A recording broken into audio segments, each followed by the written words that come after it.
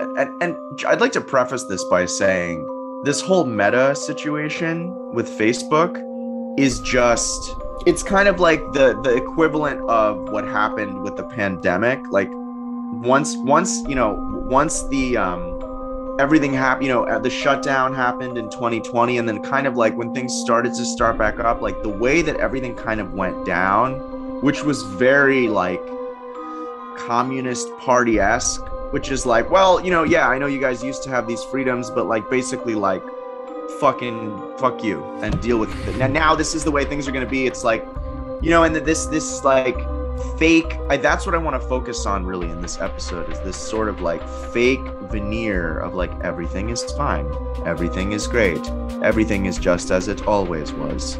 Do not panic, do not think too deeply, don't do, at this point they're literally saying that, don't do your own research. And so I think all this stuff is sort of connected, and that's what I want to really focus on, is this sort of this new world that is very quickly scrapping a lot of the kind of like luxuries and fringe benefits and just generally like nice things that used to exist.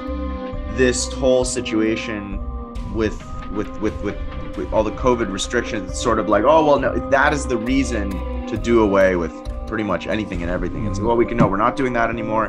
No, you can't go to a coffee shop and just sit there and work now that you have to, buy something. And then, if you sit there for more than 40 minutes and you can't do this and you can't do that, and, there's public bath, try finding a public bathroom in New Jersey. Okay.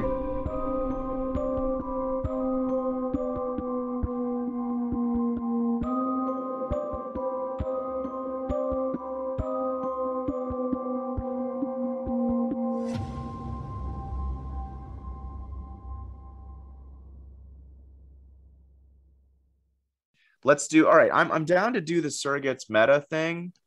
I just, I don't yeah, know. I don't know. There's probably 2 episodes here, but yeah. I think in some ways these 2 concepts aren't that different, because Actually, you're right. you Yeah, look at they altered are. states, a Yeah, virtual reality state, even if it's not chemically induced per se, if it's induced by, tactile, haptic wear, whether it's induced by neurological yeah. stimulation, electromagnetical as opposed to chemical, like you would with a drug. Being inside of a virtual reality world is, maybe not exactly an altered state, but fairly analogous to or akin to. And, so in addition to Surrogates, I also went back, since I had some time. I didn't watch it all, but I watched most of it, and I've seen it fairly recently anyway. But Ready Player One, Yeah, which you is keep talking about that. very much, the world is addicted. That's set in 2045, and this Oasis, which is a full-on metaverse, fully realized, essentially, was released in like 2025. So it's 20 years into this fully immersive universe, and most of the world is spending most of their time in that universe. Talk about addiction. And it's even brought up in Surrogates, because at the beginning, something I thought was the intro, the way that they did the denouement, introduced the story to, this is all the details you need to know so we can get to the story, and how they did it in Surrogates through news clips. It was flash to this news report, that news report. One of the clips in that montage was, where is it? Here. According to the manufacturer, over 98, and this is a news anchor that's communicating this in the movie as a news headline or story. According to the manufacturer, over 98% of people use surrogates.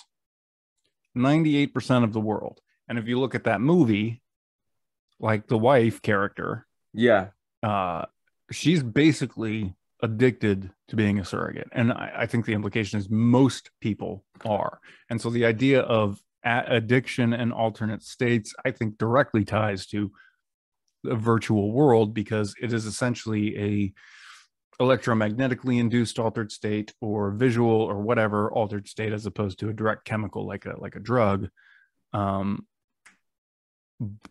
I still think, because it's an altered state, people can and will get addicted to that altered state and lose touch, therefore, with reality to some degree. And Yeah. as you were saying, and I think this movie was, I wouldn't say stupid. It was cheesy in spots. And although I shouldn't say predictable because I'd seen it before. So to say that, like, the Ving Rhames character, spoiler alert, was a surrogate all along, like that was like the second scene with him. I was like, he's a surrogate, but I'd Oh, seen the the movie black dude. before. Yeah.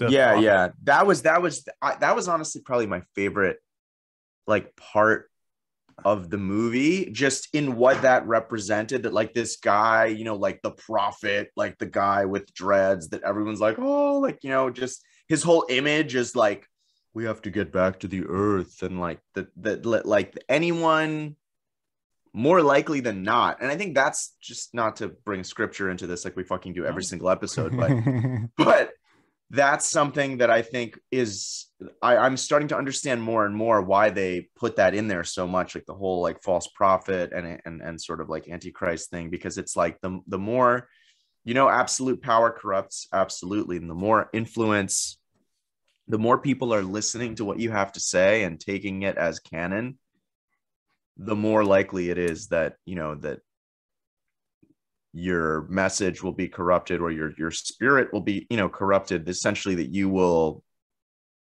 either you went into it with ulterior motives, or somewhere along the line ulterior motives percolated up. But yeah, I have to agree with you, actually, now that I'm thinking about this. These two topics work really well together, and if it has to be a little bit of a lopsided yin yang, where we talk more about one thing than the other, I think that that'll be really organic. But yeah, just because ultimately, yeah, with this whole surrogates thing and the meta thing and and I'd like to preface this by saying, this whole meta situation with Facebook is just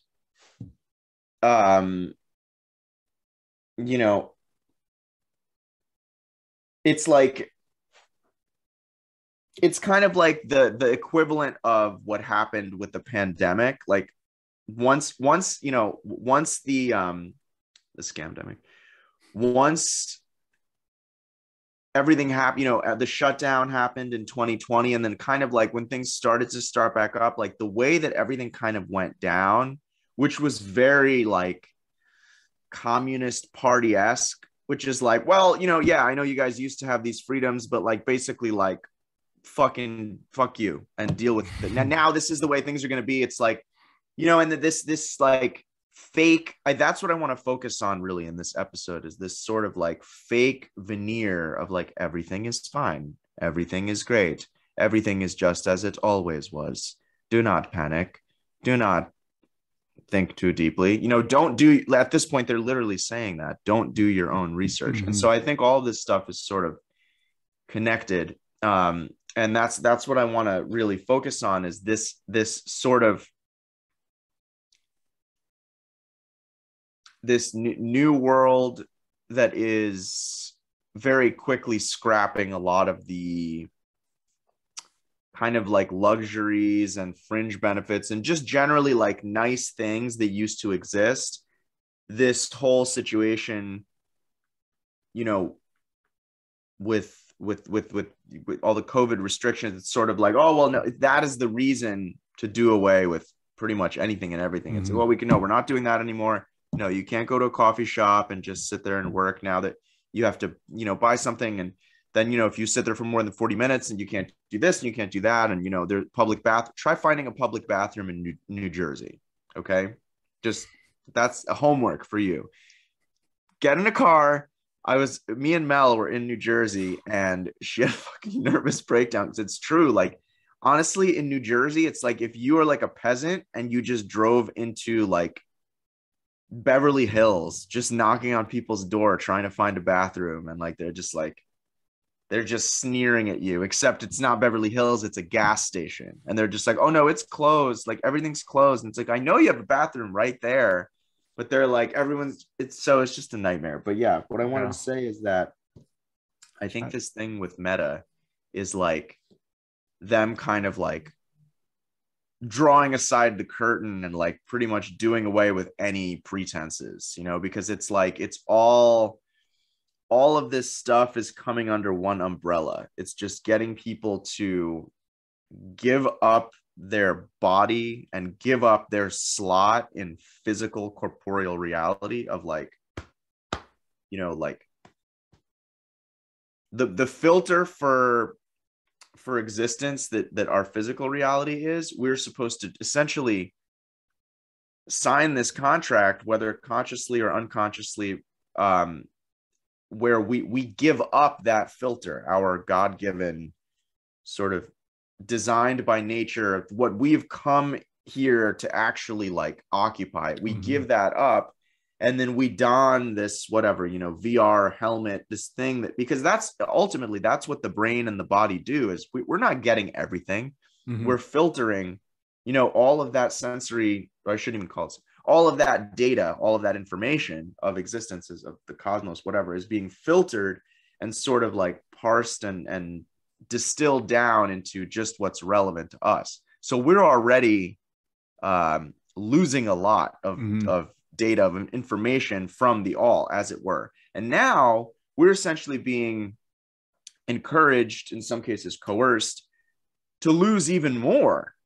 Like, you know, if we lose 99% of what is, and in our human body, we maybe get 1, maybe 2%, you know, if you go look at the electromagnetic field, you know, intervals, like that's pretty accurate. Then, I mean, if you put on this, you know, these VR goggles and you get into this, you know, like, I don't know, you're playing Farmville and you're like fucking fake, like apartment in Tokyo while it's just, you're then giving away to these like software, you know, developers and hardware designers, you're giving away pretty much everything that's left, and you're left with this like infinitesimal meager margin that, and this is, I'm going to let you speak for a minute, but what I want to point out is I think that the body, these organic forms that we take when we incarnate into this realm, they actually have a purpose. They have like a real purpose. They afford us certain opportunities to grow and evolve and sort of deepen and unfold spiritually in certain very specific ways. And whether you believe in God or whatever, you know, there's certain, I mean, everyone who's alive has had at least one moment where, you know, like you see a sunset, or you're in nature, or whatever. Maybe nature is not your thing. There's something, you know, I don't know, maybe like racing cars, whatever the fuck it is. There's just a moment where you're like, wow, and it transcends words. I have never had a moment like that looking at a screen, including playing Legend of Zelda Ocarina of Time, which is the greatest game ever created. Good one. It's a good one. Star Wars Knights of the Old Republic too, but yeah, and so I just feel like that, giving that up and like living life through, and and I have to, you know, someone made a good point. They were like, how do we even know that people took these like religions of the old world as seriously as we think they did? Like, if they dig up our culture, they would think that Star Wars was our religion. I was like, that's a really fucking good point. They really would, based on like how enthusiastic people are and how much memorabilia they have. Like, you know, they would think that Christianity was like our bank.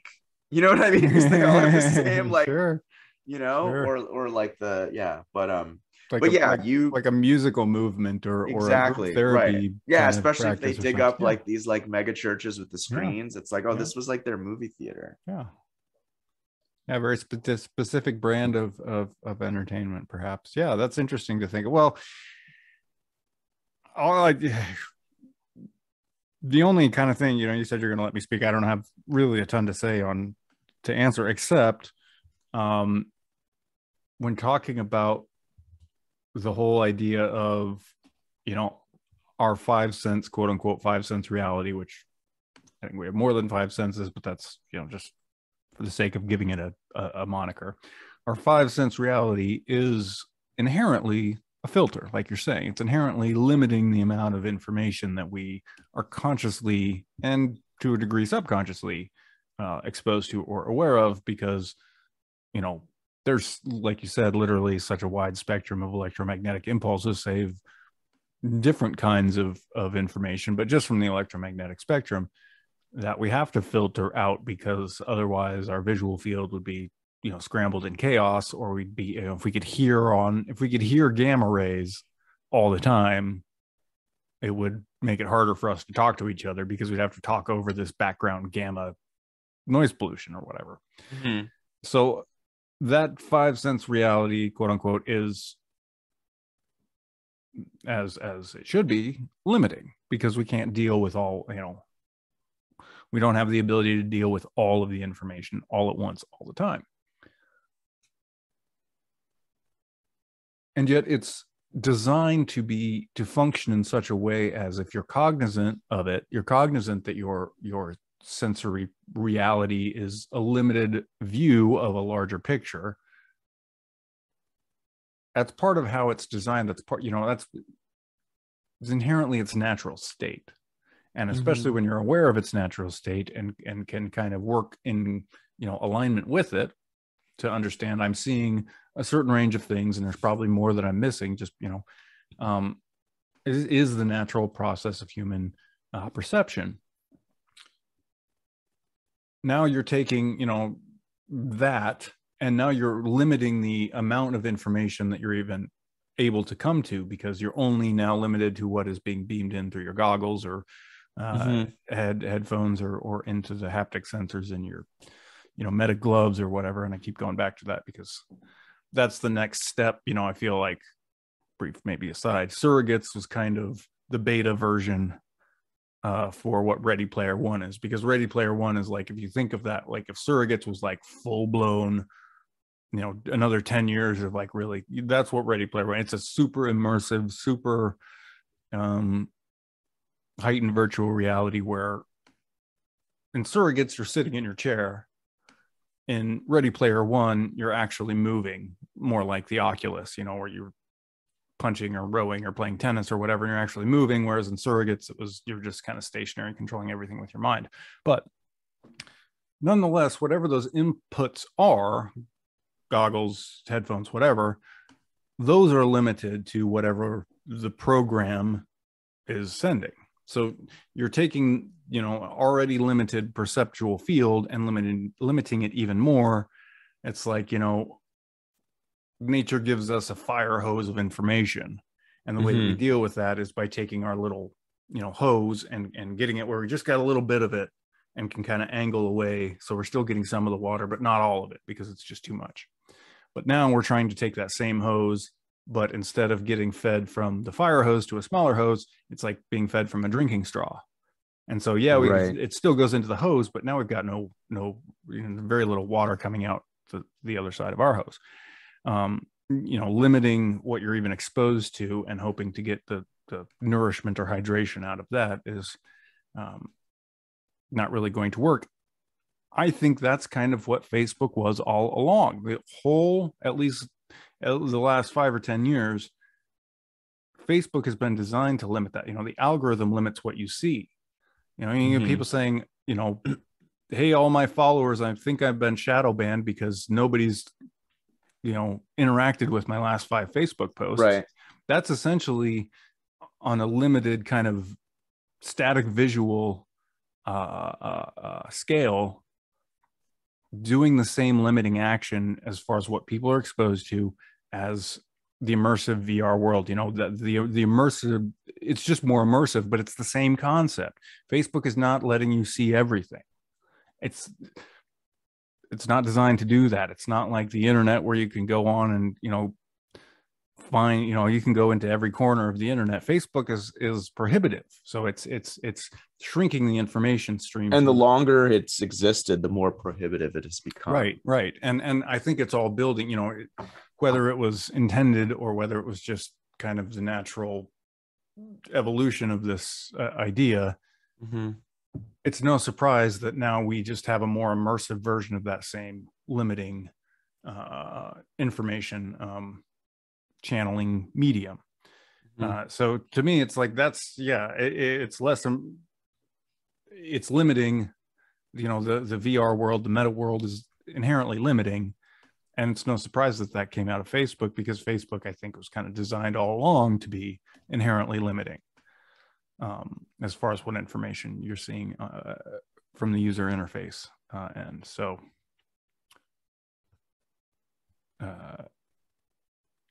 yeah. And I think, that leads into the altered state things, because like people get addicted to or get immersed in, even an altered state, such as believing a big untruth and living your life as if something that's not true is true. It's hard to pull out of that cognitive dissonance. It's hard to pull out of that. It's hard to say this is wrong behavior and I need to change.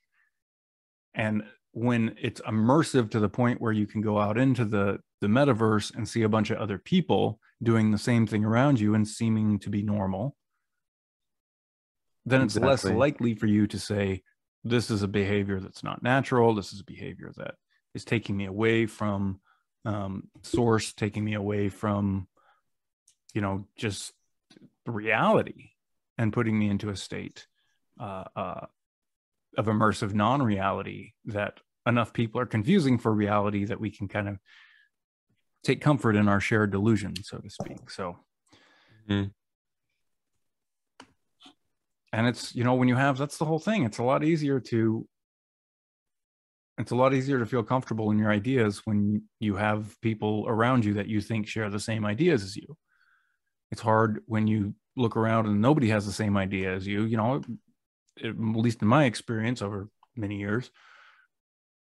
You look around and nobody really thinks the same way as you do. It really makes you start to question whether you're thinking the right way at all. But if you have that reinforcement of a bunch of other people, whether you're all right or you're all wrong, you take comfort in that community of like-minded people, whether, again, you guys are, that group is right on, or that group is, Jim Jones's folks. Either way, it's a lot easier to commit mass suicide when you got 900 other people that think it's a good idea too.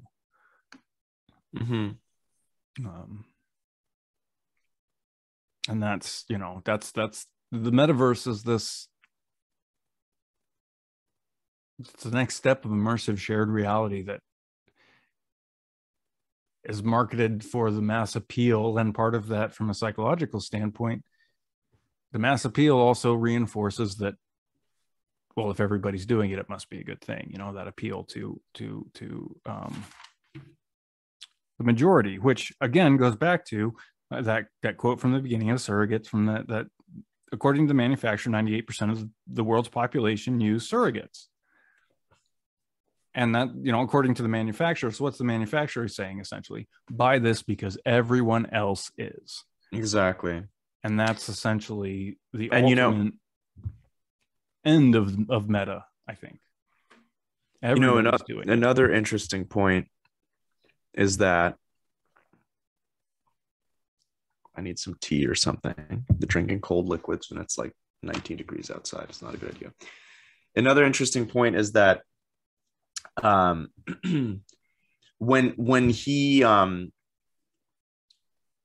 injured, or whatever happens to the Bruce Willis's character, oh no, I'm sorry, when his surrogate is like damaged and destroyed or whatever, and the police force does not provide him with a new one, he goes out with his like real human body, and then his partner is like, he's like walking around, and it's actually really interesting too. I thought about, this is something I thought about, how he comes out after, only having used his surrogate for probably years to leave his house, and everything is like traumatic, and everything is, he's like, and she's like, they didn't give you any medication for the anxiety, and she's like, really concerned for him. He's like, I'm fine. And then ultimately she just stops him, and she's like, you can't do this.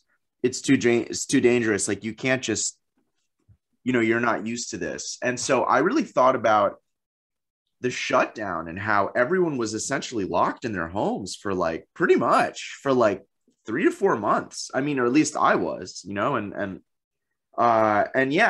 coming out after that, I mean, it changes you. It's just kind of like being institutionalized. You're just literally stuck. Like, you're, it's a prison cell where you can, like, order fucking Wendy's or whatever, I don't know, some kind of like, Pizza Hut. Like, it's not really very much different at all. If anything, it's at least people who are in prison like fully realize they're in prison. Like, there's not as much cognitive dissonance. Like, they don't think that they're at summer camp.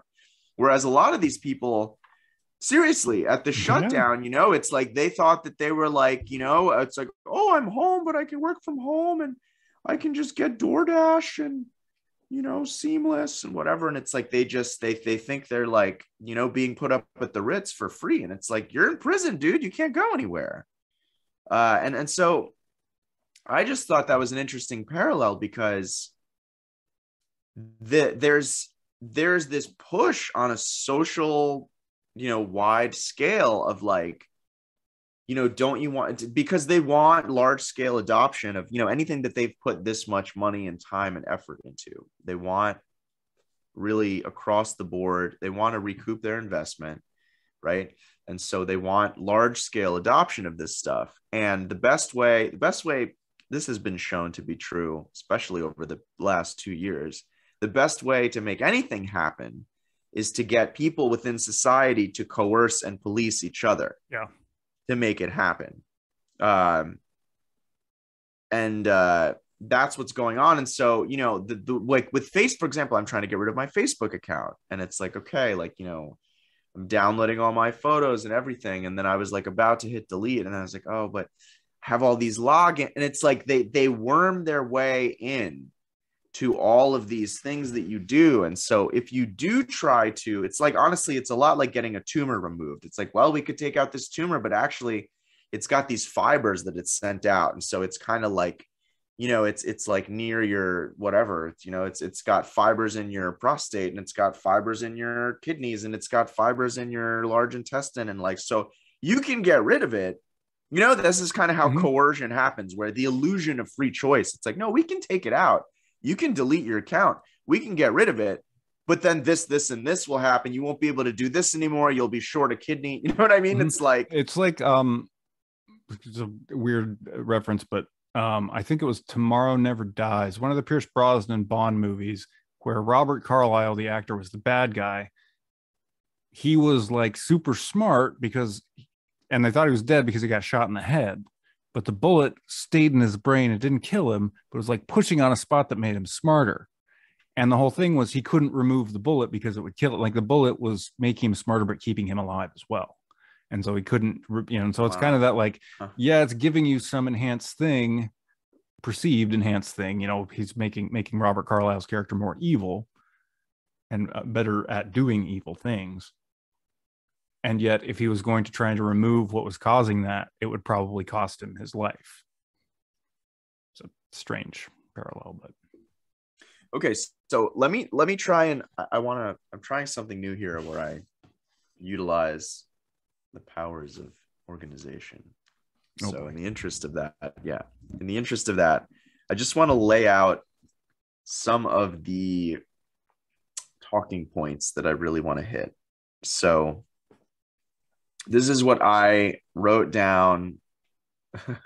Apologies for any Swiss cheese holes in my astrology knowledge or anything. But so yeah, I want to set up this kind of like domed ceiling that's going to go over this episode. So my notes for and you're right, this honestly all comes together really well. And if we want to do more episodes later that focus on any one aspect, we can totally do that. There's always more. You can always go deeper. So these are my notes for the topic that I offered. So addiction and art.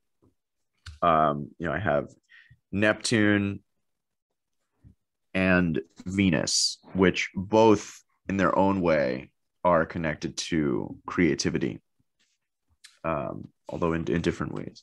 So I have Neptune rules addiction, escape, inebriation, intoxication, transcendence, altered states, visionary states, downloads, things like that. Venus rules pleasure, physicality, sensuality, the body, excess, kind of indulgence, overindulgence, etc. I have artists are usually very sensitive and may feel the need to escape from reality. When in an altered state, they attain a unique vantage point on the world and feel connected to something greater than themselves energetically. They then channel from this source, but the drug slash substance slash altered state can easily become a crutch and become their only muse or conduit or outlet, and their view on the artistic process is then, I don't necessarily want to say contaminated, but that's a good word for describing what I want to express, because contaminated means like two things have mixed and it's really hard to unmix them. Mm-hmm. Right. And so, and I find that my relationship with art is, and this has to do with something that I have always found really fascinating about just a neurological phenomenon. So this is what I want to lay out. I think this is really important. So the reason that it's so difficult to quit quote unquote bad habit, right, is because once your brain is in the habit of doing something, it has created a slot. Like if you smoke a cigarette when you wake up in the morning, then it's not, or it's, I would say it's the slot. When you wake up and you don't have a cigarette, it's that slot in your behavioral itinerary for the day that you expect, because that's the energy of an unfulfilled expectation. It's tough. Like that's not something humans like handle very well. That's what everyone in the new age movement, the one thing they say that I agree with is don't have any expectations, or not just new age. You know what I mean? People say don't have any expectations.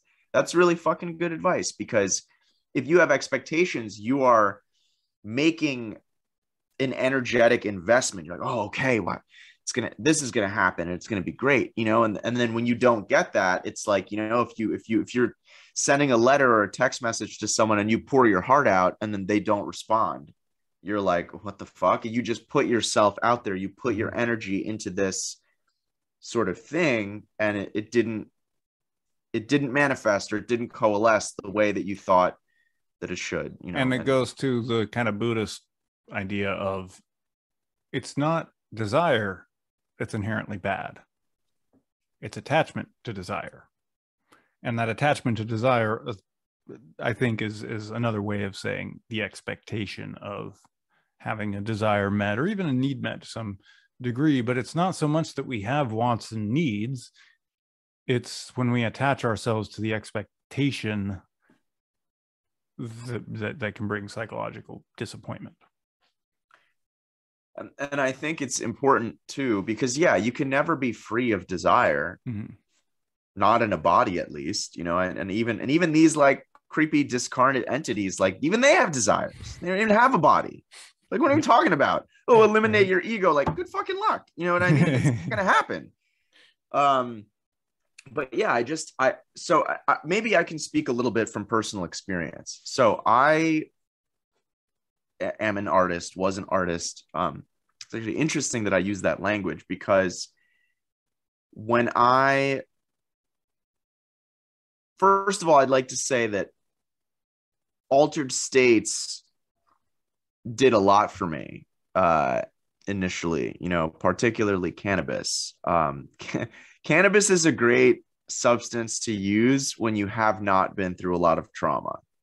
That's what I'll say about it. Okay. But actually, I'm glad I brought this up, because this connects to what I wanted to say, which is that, so we have these slots, right? In whether, things that you do throughout your day. And it's not only in terms of substances, but anything that you expect or anything that you become accustomed to or habituated to can essentially take on the characteristics of an addiction.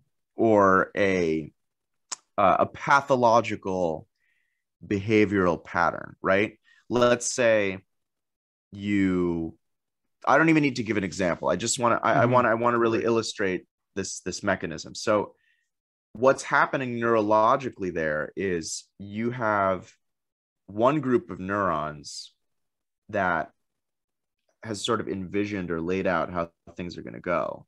And it places certain checkpoints, if you will, right? So, for example, if I'm back in the day, you know, if I was going to do art, I would smoke cannabis because all of these prior experiences that I had where I would do art, they turned out amazing, and it was effortless. And so that over time becomes the pathway to having a good experience, or that feeling of effortlessness when creating art is cannabis. And it's very subtle and gradual, but then one day you wake up and you realize that, well, first you have to actually come to this realization, but then once you do come to this realization, and this is why that scene with Bruce Willis is critical, because when you engage in a behavior that changes, you know, your state of consciousness, if you engage in that behavior with very high frequency, like every day, you sort of necessarily become a little bit detached from reality. And I'm not passing judgment on anyone or on myself, but it's like, because then what happens is, I think the litmus test with any of this stuff is, well, how comfortable are you just setting that aside, like pretty abruptly, and just saying, okay, well, I'm going to see, you know, I want to reset, and I want to be without this for a while. So in that case, you know, his character, he'd been using the surrogate for I don't know how long, you know, probably years. And then he goes outside and like he can't deal with the world. Everything is jarring and scary, and like, you know, his body's senses are like so intense and acute, and he's like insecure about his body. He's got like patchy gray beard and whatever. And so it's like, you know, what at what point are we not able to handle life anymore, or not able to do what we want to do without this sort of assistance? And I think it's really critical. I think cannabis is an okay example, but with any altered state, right? It's what we said earlier. It's like you're taking the existing filter you have on reality and like tweaking it, either adding to it or subtracting from it. I would say psychedelics are subtracting from it, because when I take psychedelics, it's like you're pretty much shown everything, you know? Whereas if you were to take something that's like more of a depressant, and I honestly, that's why I would say cannabis has a very psychedelic quality, because it also will show you a lot. And a lot of times you'll have a bad trip if you're not ready to be shown that stuff. And most of the people that I know that really react really poorly to cannabis are people that I don't think are very interested in self-reflection or self-improvement, like at all. You know, they'd rather just get drunk and but yeah, I think so that's just something I wanted to tie together, because whether it's this virtual reality stuff, or it's, you know, the substances, or any sort of behavior that is escapistic, you know, or because, right, or you could call it escape, or you could just sort of call it like, well, I mean, I guess maybe I feel bad, or maybe I feel pretty good, but I could feel better. And also I have these habits, and also I'm a little bit of a control freak. So in all of those situations, it's like, well, what, you know, if, and I think it comes back to that, like sort of, not aphorism, I don't know, adage of like, just because you can doesn't mean you should. Right. You know, and so that's kind of how I look at that. Honestly, that's how I look at altered states when it comes to medicine and drugs and substances. And that's how I look at altered states. And as far as I'm concerned, anytime that we're interacting with technology, like right now, you're in an altered state. I'm in an altered state. We are. I am. I mean, I'm looking at a screen, you know, And one of the litmus tests for that is if a pet ever sees you interacting with technology, they're like, okay, I don't know what the fuck you're doing. Like You talking to?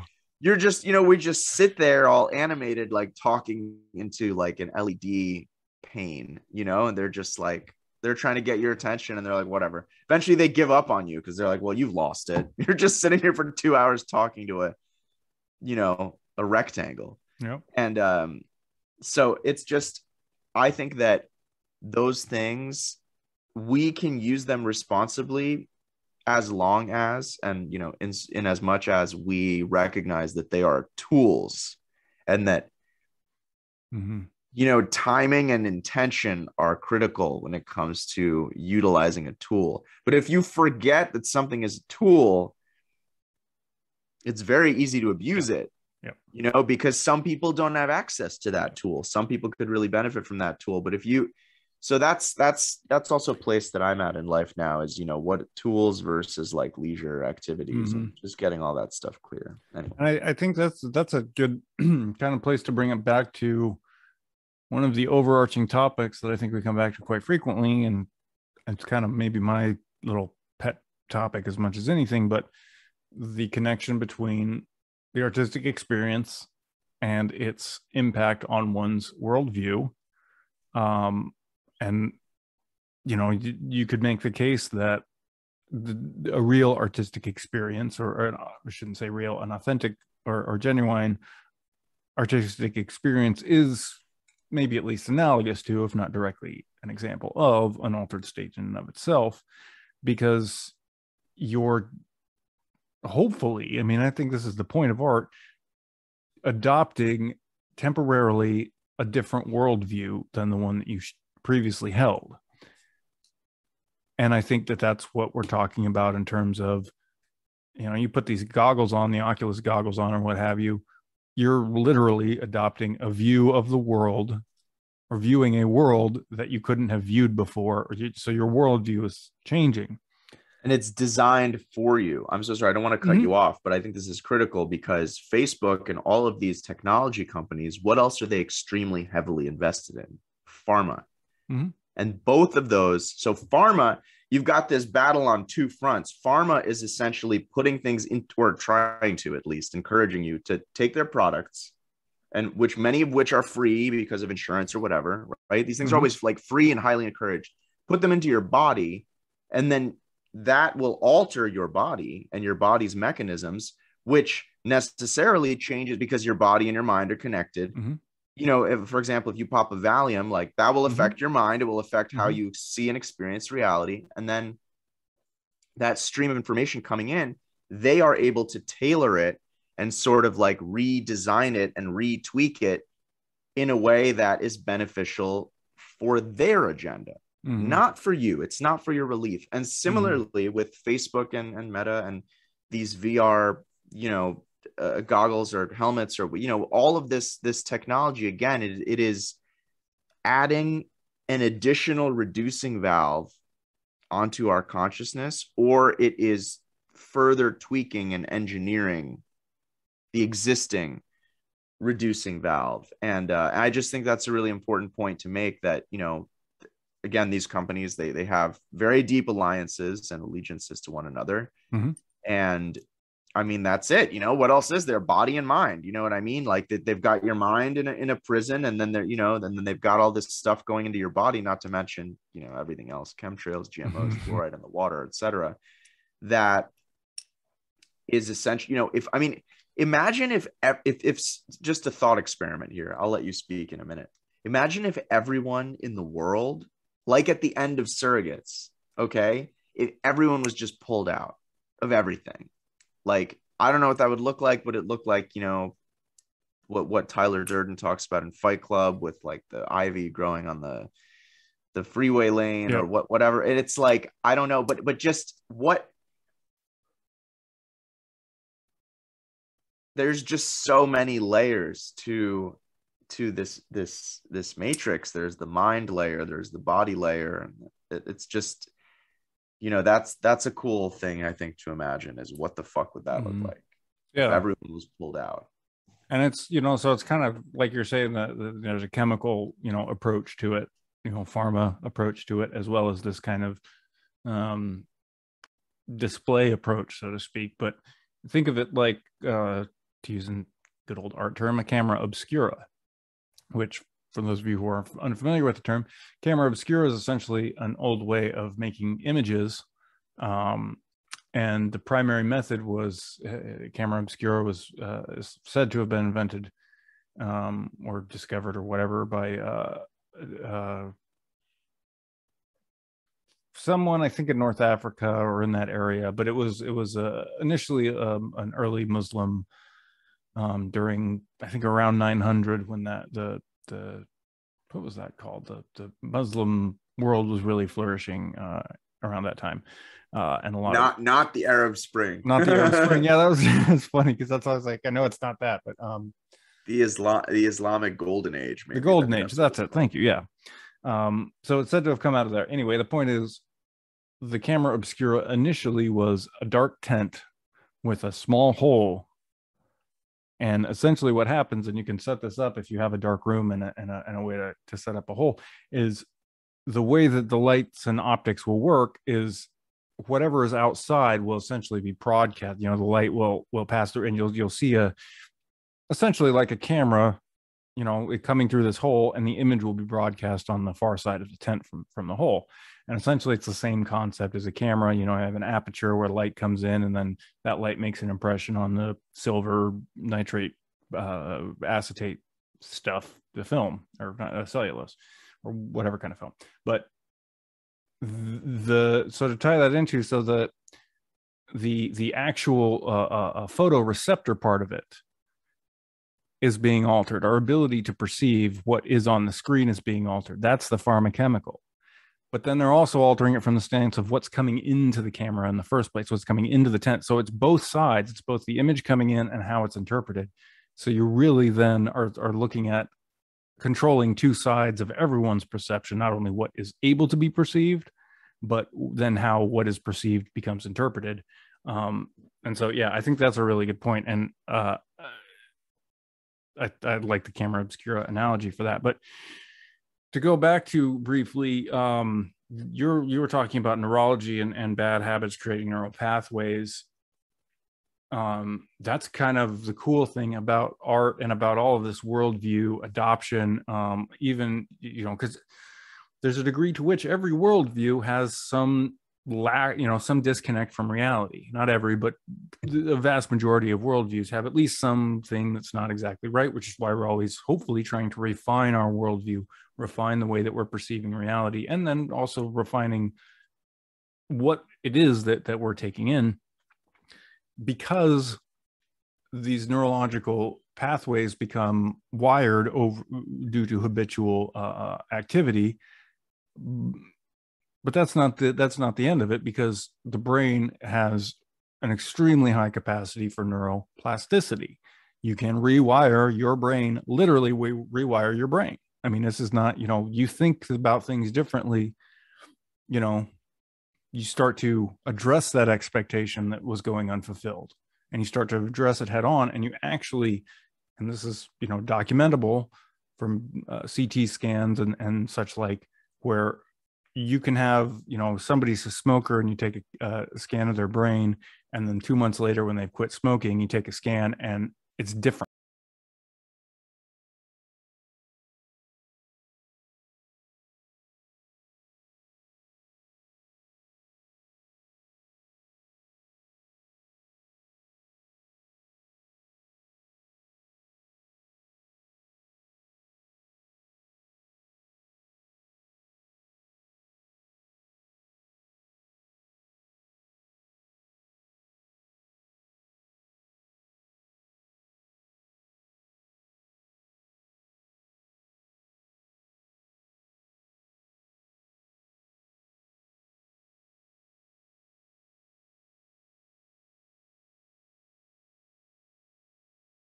LSD, to the point where, Leary at Harvard.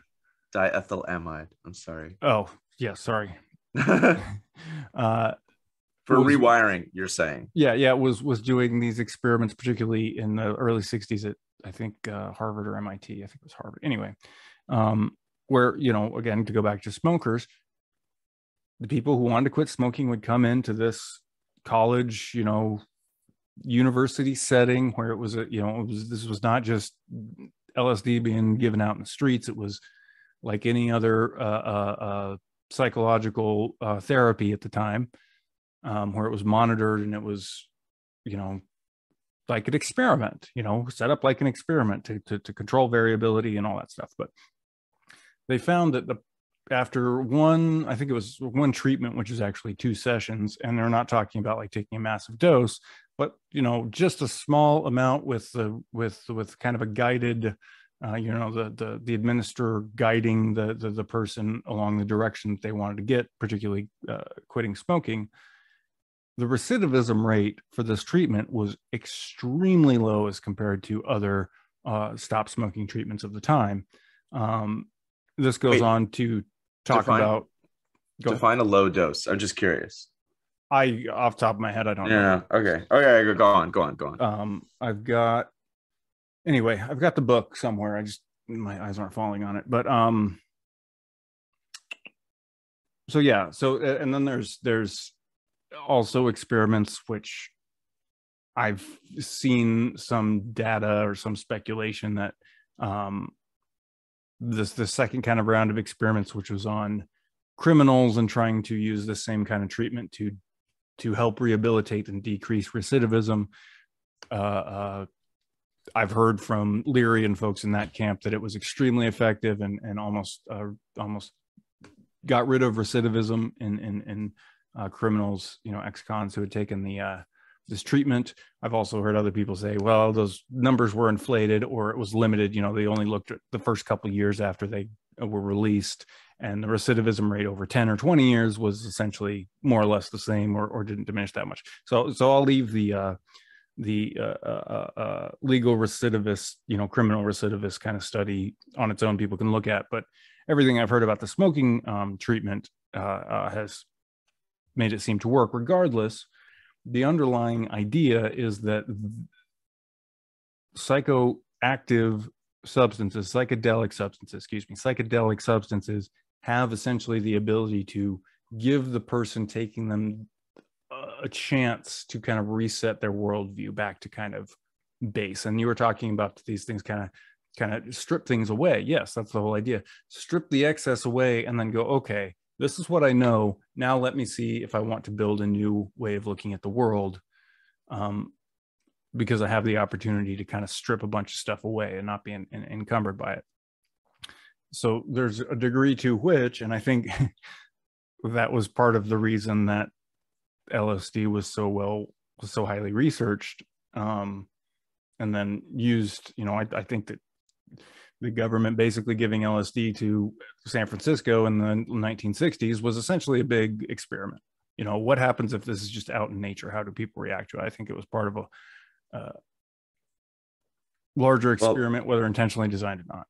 If I may interject, I think, especially with a lot of the information that's coming out now, and, you know, all the Laurel Canyon stuff, and it's like now I'm finally understanding that, like, it's very rare that there's like an isolated or rogue element in the way that the people pulling the strings do things. It's like, you know, it's like investing, you know, they've got some chips in this corner and some chips over here, you know, like they're playing craps, and it's like, they're like, well, maybe it'll turn out like this, but basically I'm fucking banking on every scenario. Mm-hmm. So it's like, I'll put the LSD essentially in the water, and then I'll, you know, but then what do people who are on LSD, they want to connect, they want to go into this like state, and so I'm going to get into the music and then put these messages in the music. And so, and what you're talking about with LSD is very, first of all, very much lines up with my experience. And I actually was just talking about this the other day, how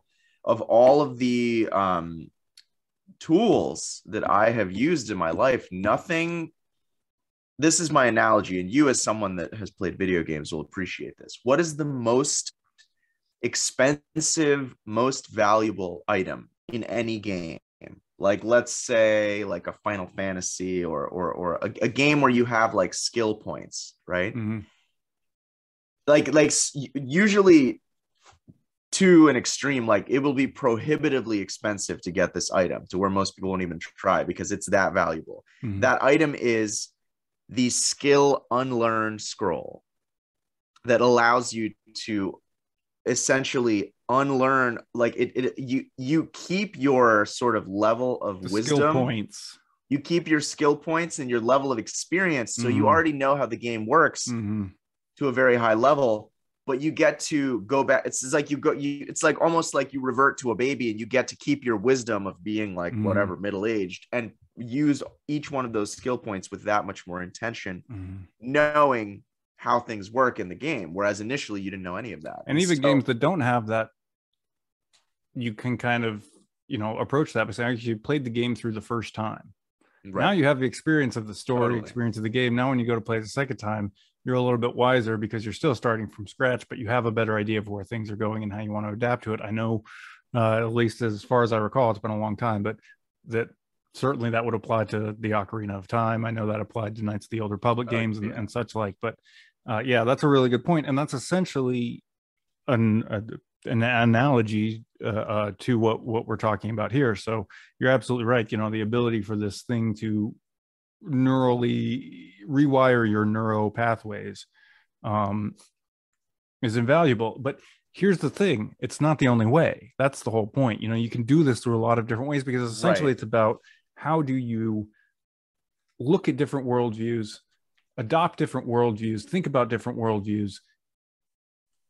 The question becomes, like Plato or whoever, Aristotle, I can't remember, but the mark of the yes intelligent mind is to hold an idea without adopting it. right. Same thing. You can watch a movie and consider the worldview of the character without going, well, now I am Edward Norton's character from American History X, and I'm gonna go, be a post neo-Nazi gangbanger, whatever. Right. Well, one thing I want to say is that particularly with psychedelics, primarily I would say with psychedelics, it's like you get this glimpse. It gives you a glimpse. And with spirituality, if you use any of these tools or these medicines, like it's supposed to give you a glimpse, and then I shouldn't say supposed to, but I know what you mean. One ought to sort of take that glimpse and see it for what it is, which is like an insight, Mm-hmm. very special insight into a higher way of seeing, a higher way of being, maybe a greater level of self-mastery, self-actualization. I'm certainly, when I, under the right circumstances, I'll preface it with that.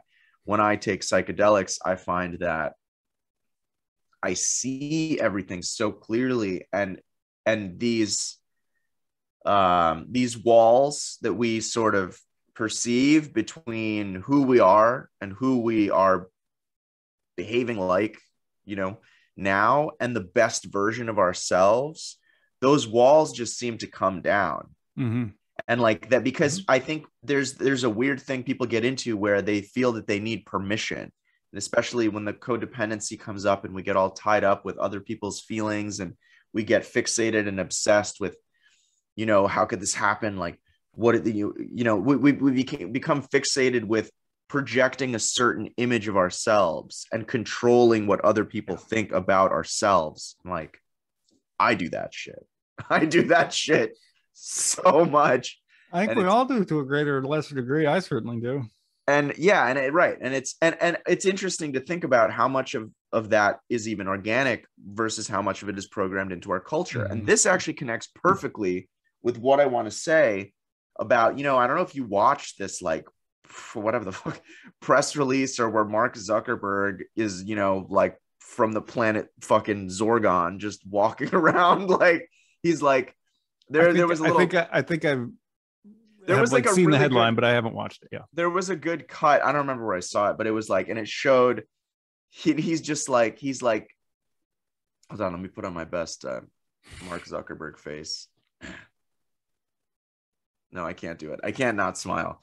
He's like, we really want to design the best experience. And it was just a cut of all of the times that he said experience in this like hour, 40-minute thing. And it was like really fucking creepy. He's like, experience, the best experience, a good experience, a beautiful experience, connection, experience, just like, and I think it's interesting because like the notes that I had for the addiction topic mainly revolved around this idea of like, well, because again, artists, I think the act of artistic expression is,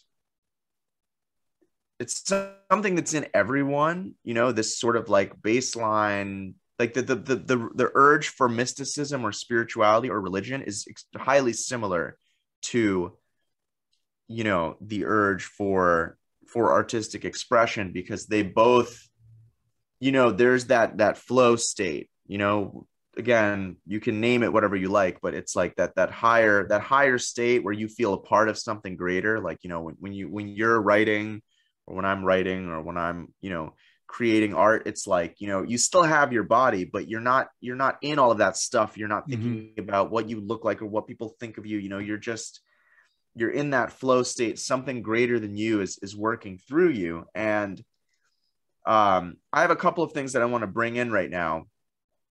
Next time I'm going to have better notes prior to actually filming the episode, but I thought we were going to do one topic and whatever, it's all good.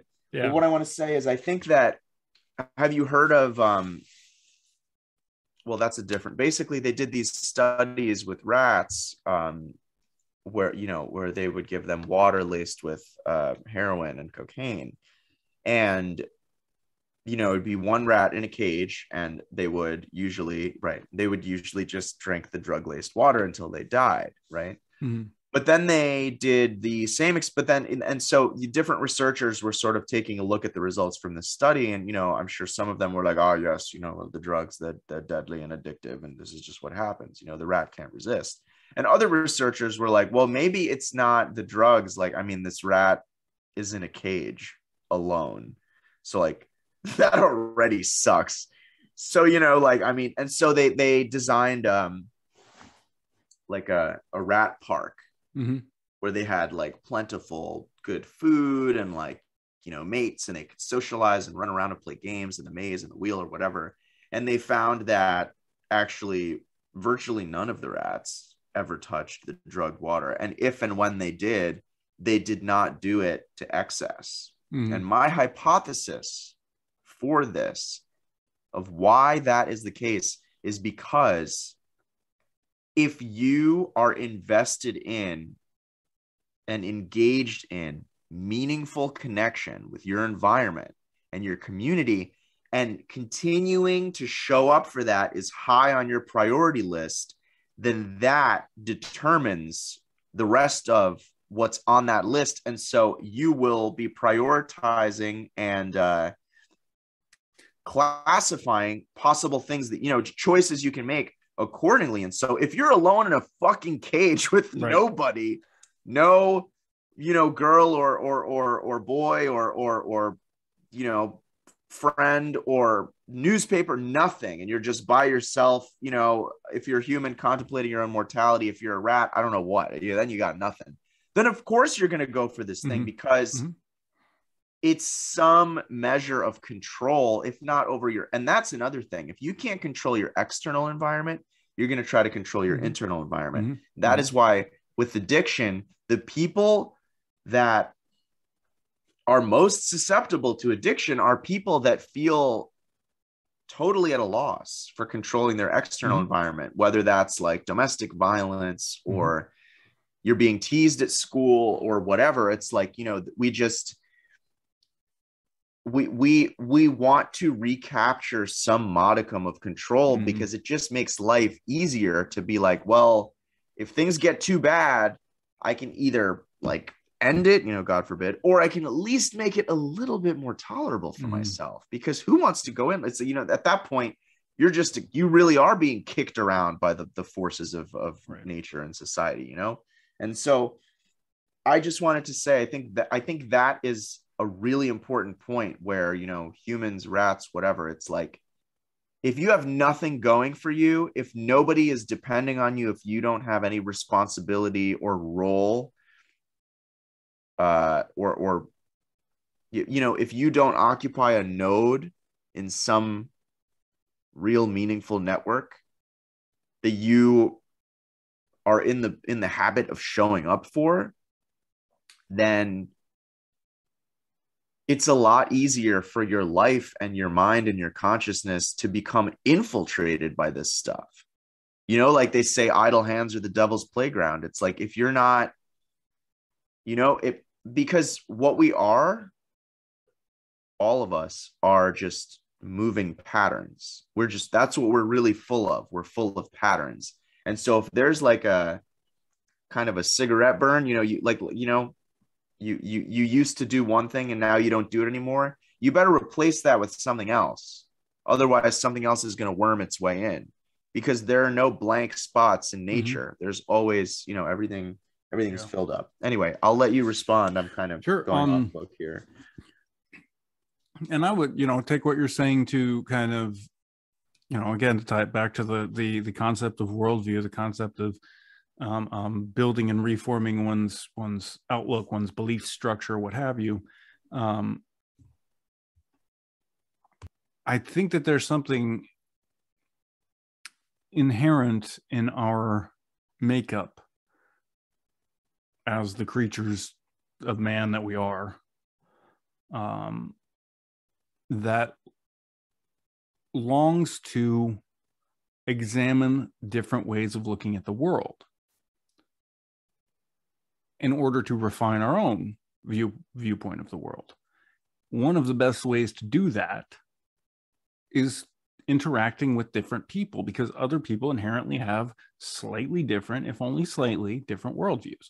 Now, granted, you could go to Iran and get a fairly different worldview by interacting with people there, or you could go to your next door neighbor and get maybe a slightly different worldview, depending on who your neighbor is. But when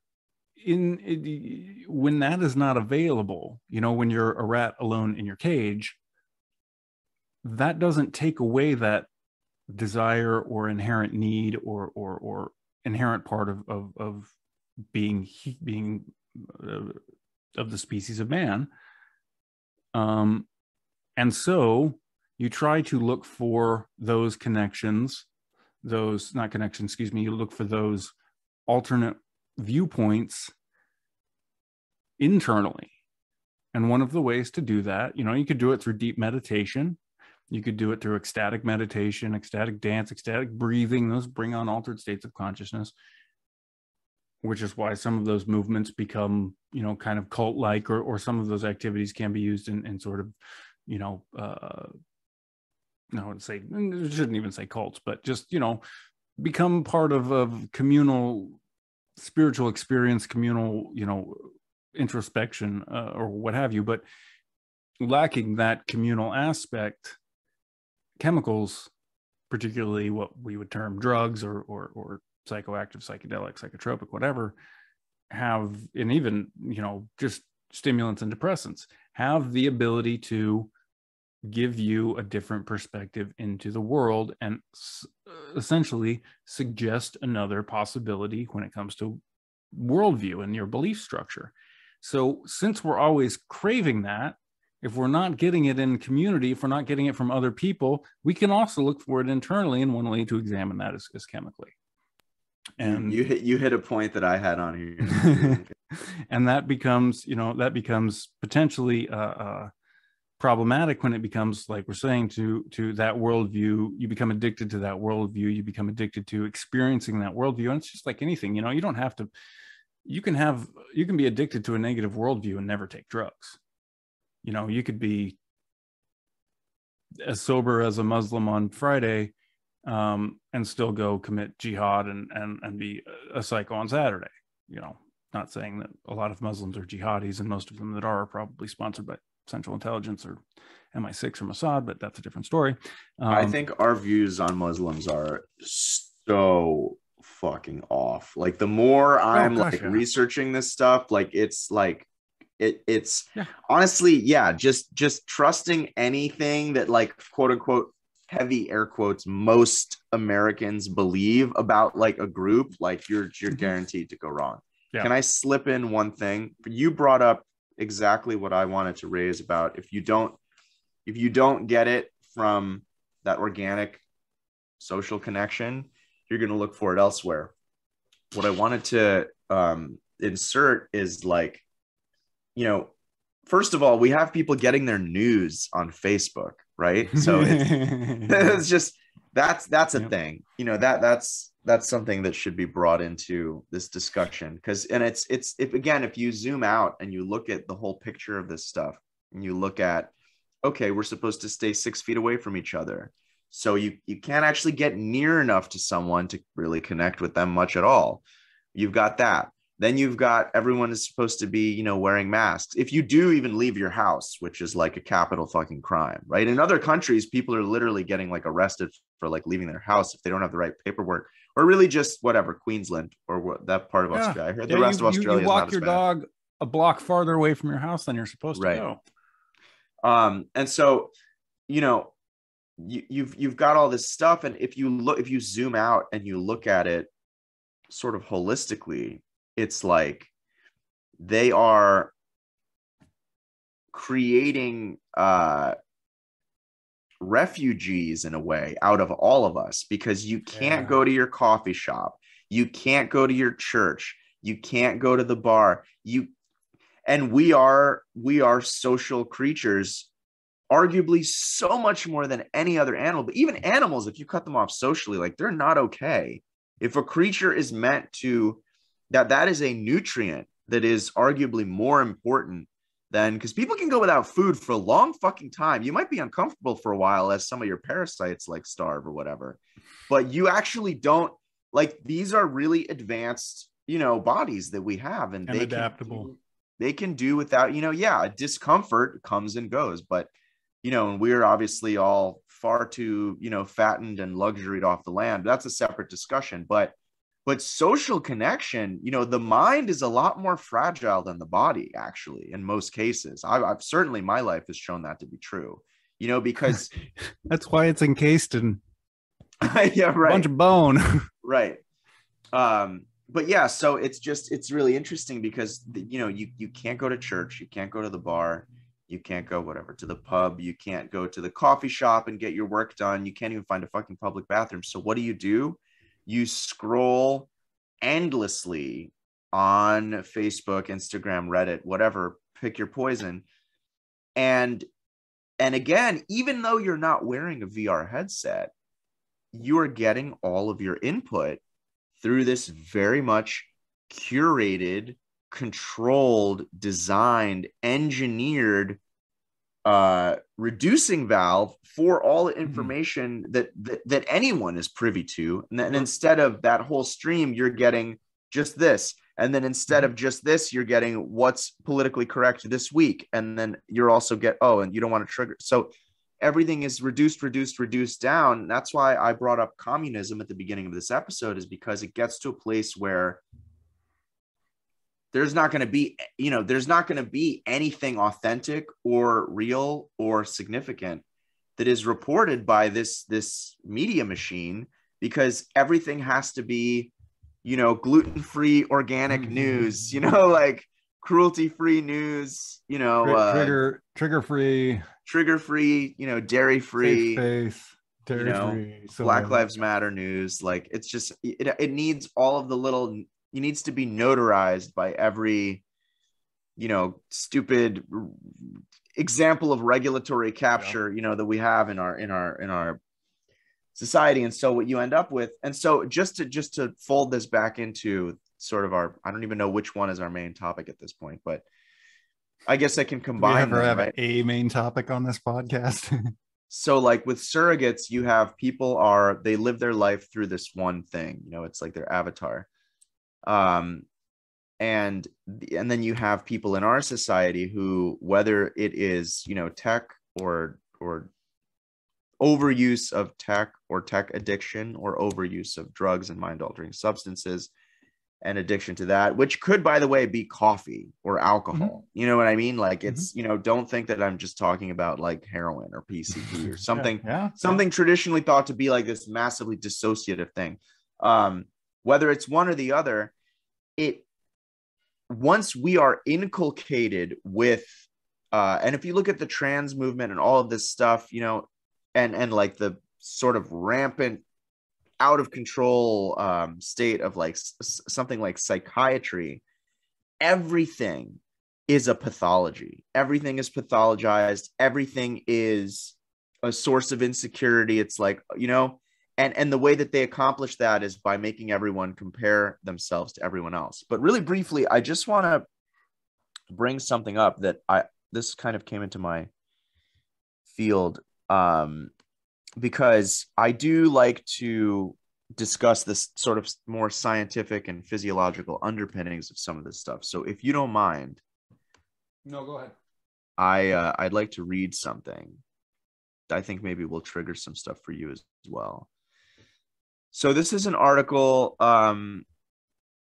This is an article from a rehab website that talks about technology. Okay, so just this is really good. I think I'm going to do more of this for other episodes because this, as you know, this is like my bread and butter, just the neurology and the science aspect of it. So with Facebook and all of those products and Meta and all this stuff, with that sort of in mind, right?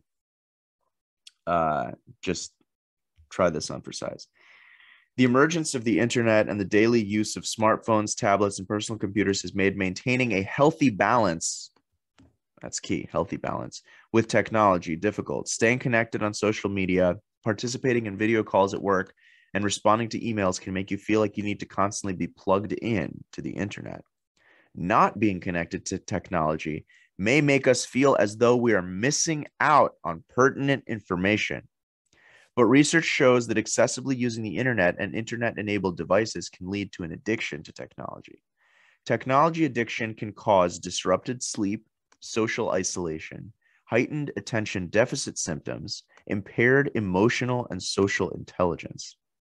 Scientific research also shows that being addicted to technology can also affect our brain and cognitive health.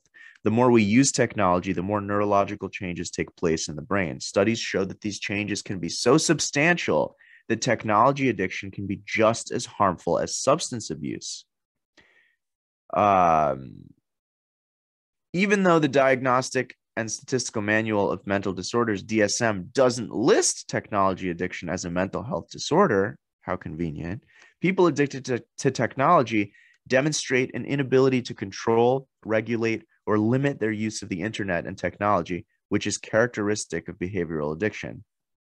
Like other behavioral addictions, technology addiction can have a negative impact on our academic performance, career, family, and social life.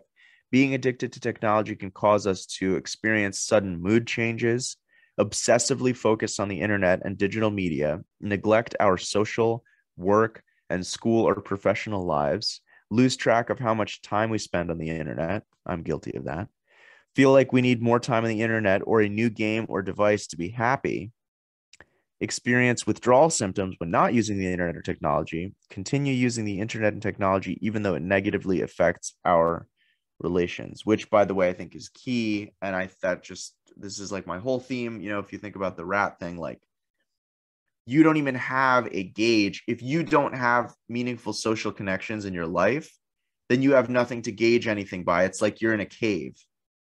Like if people, if like, for example, you and I do this podcast, like if I, went on like a 3-month crack binge, I feel like eventually you'd be like, dude, I mean, it's been 3 months. Like, are we doing this thing or not? And whereas if you have nothing like that, then yeah, I mean, you can dive down into an internet rabbit hole for however long. But so yeah, and I just want to read this because I think that this is really important. Even though using technology isn't the same as using drugs or alcohol, the brain processes both addictions the same way. Winning a level of a video game, getting likes on a picture, and gambling online releases dopamine, a feel-good chemical in the brain, just like drinking alcohol or using drugs does. I would argue even much more, because we are wired to be social creatures and we want that validation. Anytime we do go into drinking or drugs, what we mainly are doing is reducing the dissatisfaction and reducing the awareness of, or focusing on, of our unmet expectations or our, unmet needs on a social level. We don't want to focus on that, and so I would argue that that's, the validation that people get from posting their, fat booty pictures on Instagram is arguably even more deleterious, because it's more effectively taking the place of or masquerading as something that we actually are meant to receive. But anyway, okay. Over time, we begin to crave this dopamine release, which compels us to use technology and internet-enabled devices even more. Unfortunately, this tricks the brain into thinking it doesn't need to create and release dopamine naturally, which disrupts the brain's delicate chemical balance. Without enough dopamine, we tend to feel down, have trouble concentrating, and struggle to stay motivated. Naturally, we seek another dopamine release. The brain, which now identifies technology as a reliable way to release dopamine, signals us to spend even more time on the internet, increasing our risk of an internet addiction disorder. So yeah, I mean, it's excessive use of the internet, smartphones, tablets, laptops, and video game consoles can also impact our minds by diminishing the amount of gray and white matter in the brain. The brain needs a healthy amount of gray and white matter to function well. White matter helps us think fast and focus well. Gray matter helps us process information and make good decisions. Excessive screen time can decrease these fatty tissues, making concentration, focus, problem solving, and decision making difficult. Disrupting the brain's ability to differentiate day from night. The glowing light emitted by laptops, tablets, and smartphones tends to interfere with the brain and body's internal light cues and sleep-inducing hormones. Constantly exposing ourselves to bright lights can make the brain think it's still daytime when it's actually night, etc. Memory problems. Thanks to technology, we're less likely to remember personal information such as a relative's birthday or phone number, because Facebook reminds you of when someone's birthday is, and you can just go look at the database and find people's phone number. Misusing technology, spending excessive amounts of time online, and constantly staring at screens can shrink the cerebrum and hippocampus, which help regulate our reading, thinking, learning, recognition, and long-term memory, and negatively impacting our impulse control. I don't even know if I need to go into that.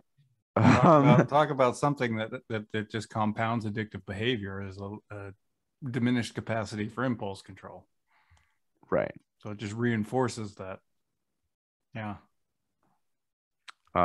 There was a thing. How did I lose? It's weird. Well, while you're looking for it too, the other thing that just kind of came to me, talking about the brain and the shrinking of cerebellum, hippocampus, and gray matter, white matter reduction, is one of the main, from what I've come to learn, particularly over the last 6 or so months, from what's the name? The Weston A. Price Foundation, and Sally Fallon talks a lot about this, is cholesterol.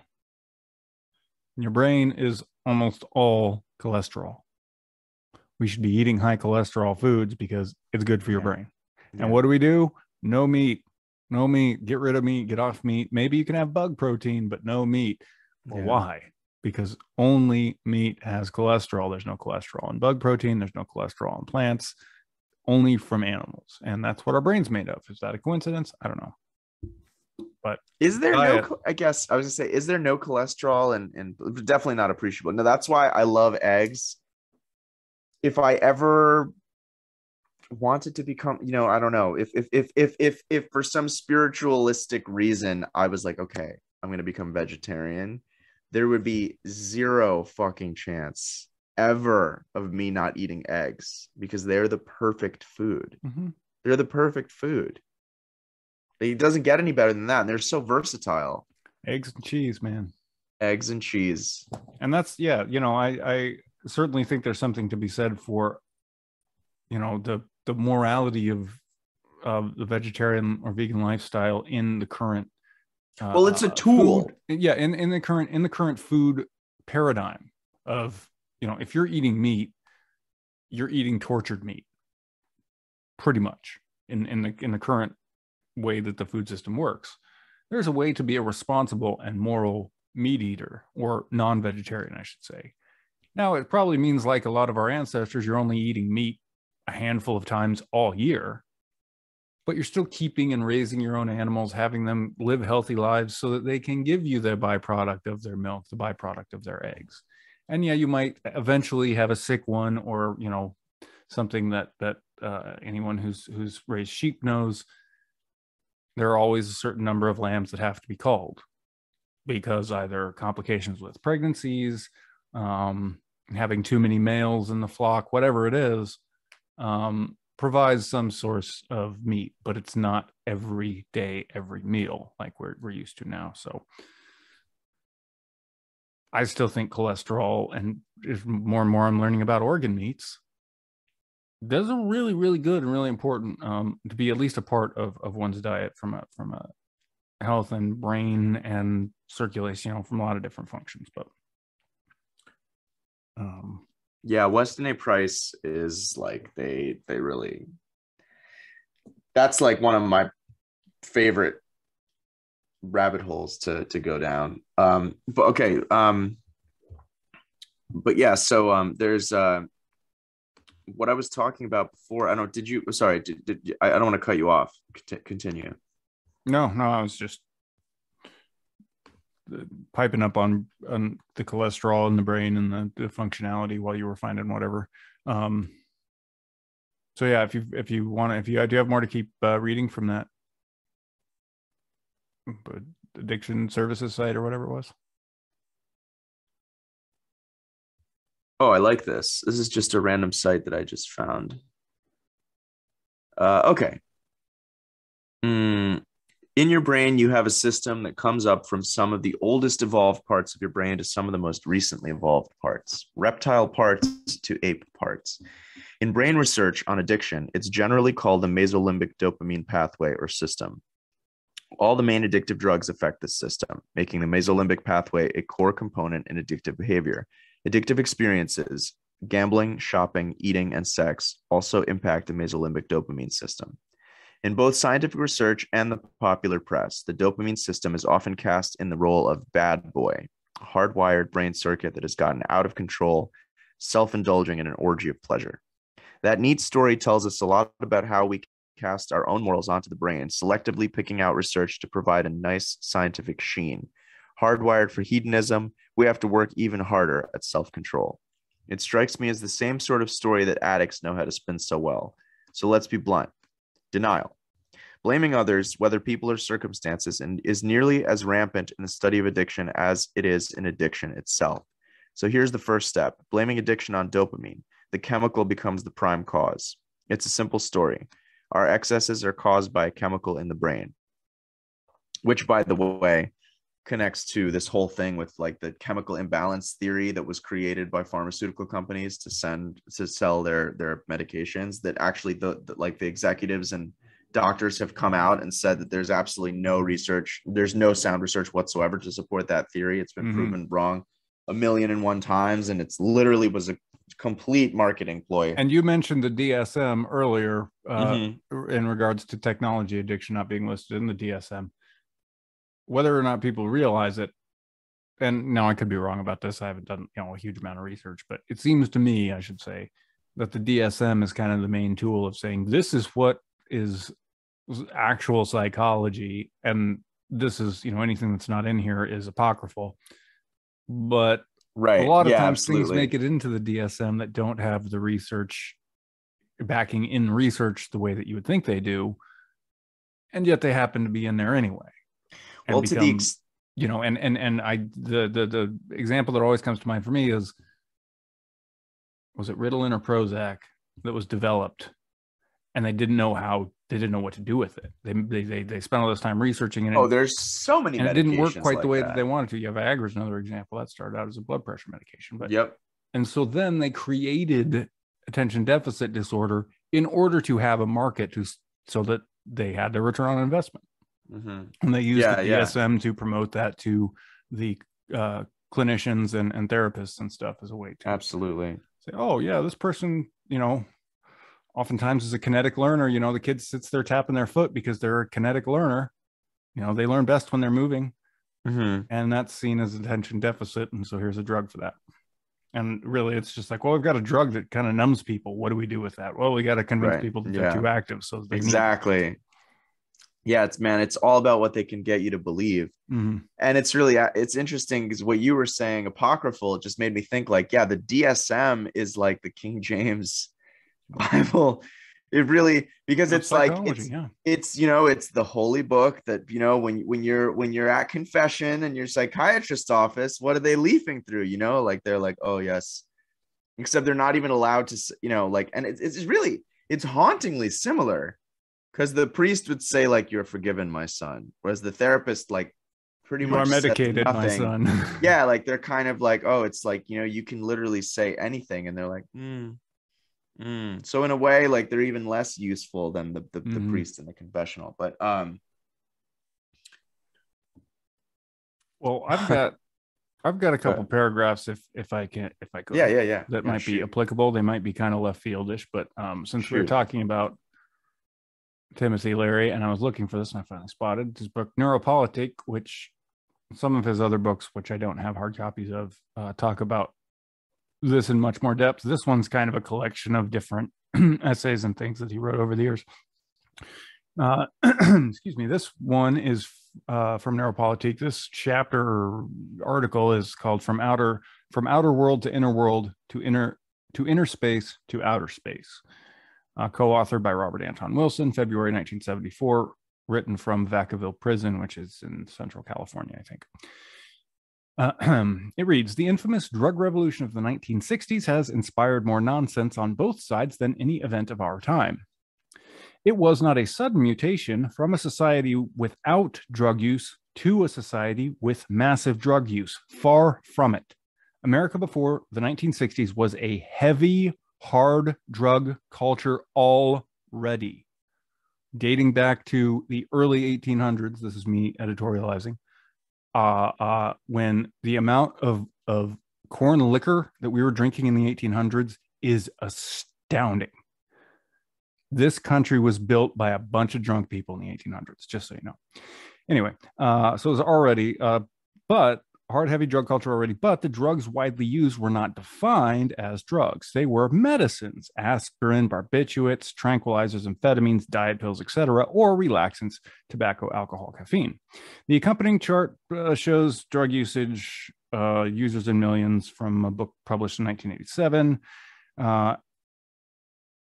which, anyway, it will be easily, I'm not going to read the sentence about the chart, but it will be easily seen that even at the late date, I think the late date of the 1980s, the most popular drugs in the country were not those usually associated with the drug revolution, but those which have been around for generations. For example, alcohol, tobacco, and tobacco users in millions in this chart. Alcohol, time of this chart says in excess of 100 million. Tobacco looks like about 55 million. Amphetamines, marijuana under 40 million.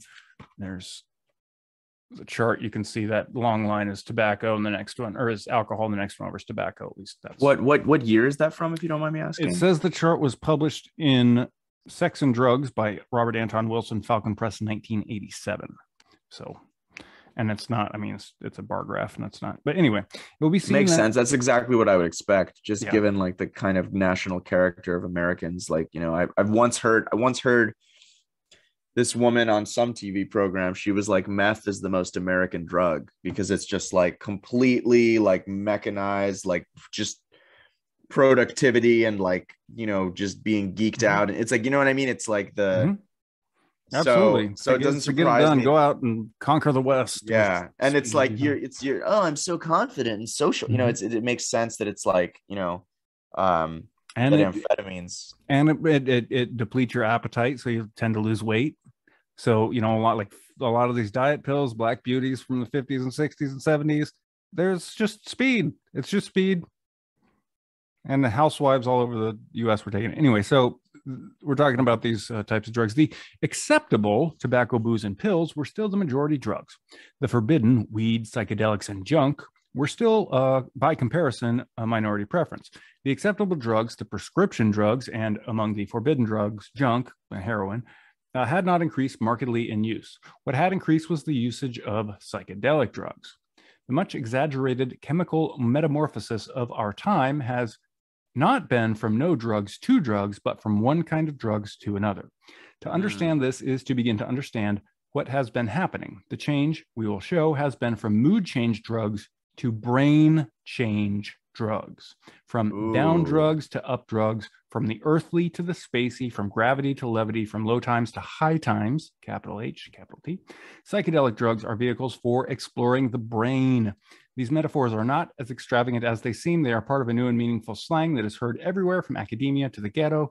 For instance, the explorer metaphor began with the Harvard Psychedelic Research Project of 1960-1962, which I mentioned earlier, when Leary and his colleagues, began to speak of the experimental subject as a neurological Columbus tripping through interspace. The session being programmed by a trip guide who acted as ground control. This imagery is still subliminally carried along by the use of the words trip, tripping, tripper, now in international use. And so then he goes to talk about the conceptualization of the brain's kind of fundamental circuitry that he lays out in a lot of his work, the eight brain model, which in a lot of his books he talks a bit about, especially the stuff in the 8-circuit model. Yeah, I love that model. So I think it's so fascinating. That's kind of I think kind of how he entered into to exploring that 8-circuit model was through understanding that it's really not about we all of a sudden started doing drugs in this country. We didn't all of a sudden start acting like addicts. We've been addicts in this country for a long, long time before that. It's just it had changed. And I think part of why, the drug revolution was so, oh my gosh, it's going to totally unsettle society, was less to do with the fact that, well, now everybody's doing drugs because they already were, but what are the types of drugs that are being done? And to label the people who are using brain change, not mood change drugs as crazy drug addicts misses the point that, well, so are the mood change people, and the brain change people tend to have the ability, and this is kind of the point of the 8-circuit model, have the ability to move in and out of different worldviews, to not have as deeply crystallized belief structures, because a lot of those experiences, to use that trip wording, you take a journey one time and you always have the memory of that journey and the experiences and all that. Whereas if you're just changing your mood and not exploring inner space or the depths of the brain, you're just changing the mood. It's not really an exploration. It's just, looking out a different window from your house, as opposed to going out into a different place that you've never seen in the actual world or internal world, as it were. But that's, I think, why part of the reason why that whole drug scene was vilified is, oh, these evil hippies and blah, blah, blah. Well, the establishment, to put it in the broadest possible terms, was afraid that people were going to start figuring out how to change their brains and wanted people to continue just to stay in this, like, oh, well, I guess I'll just, alter my mood slightly and then get addicted to that repetitive dopamine release of that same neural pathway being fulfilled. As opposed to, I've known not many people, but some people who have, in their 40s, 50s, whatever, who did LSD or some such a time or two and kind of got what they needed to and never really needed to go back to it. And I think for a lot of people, that's, I don't think to get the full benefit, you have to, repeatedly do LSD dozens of times over the course of several years. Once or twice can be more than enough. You can do it one session and cure smoking, or fix your smoking habit or whatnot. So I think that's important and to realize. And I think that all of that was to tie into technology, and technological addiction is the most recent expression, and it's being cast in the light of the old drugs. because it is mood altering. And it is brain, but the brain change is so slight because the stimulus is so multifaceted and controlled. You know, if you take a drug, whoever gave you the drug isn't controlling what you're seeing. But if you're in the Exactly. technology world, not only are you reliant on them for the supply, but they're also then feeding you the experience, Mark Zuckerberg, surrounding your use of that addictive substance, in this case, And technology. they can tweak that experience in real time depending Exactly. on what is in their best interest. Yeah. And And they yeah, want and to in sell that it as sense, this is a good thing, you know, the way that everybody was drinking alcohol in the 1800s. Everybody's going to be in the metaverse, so it's socially right. acceptable.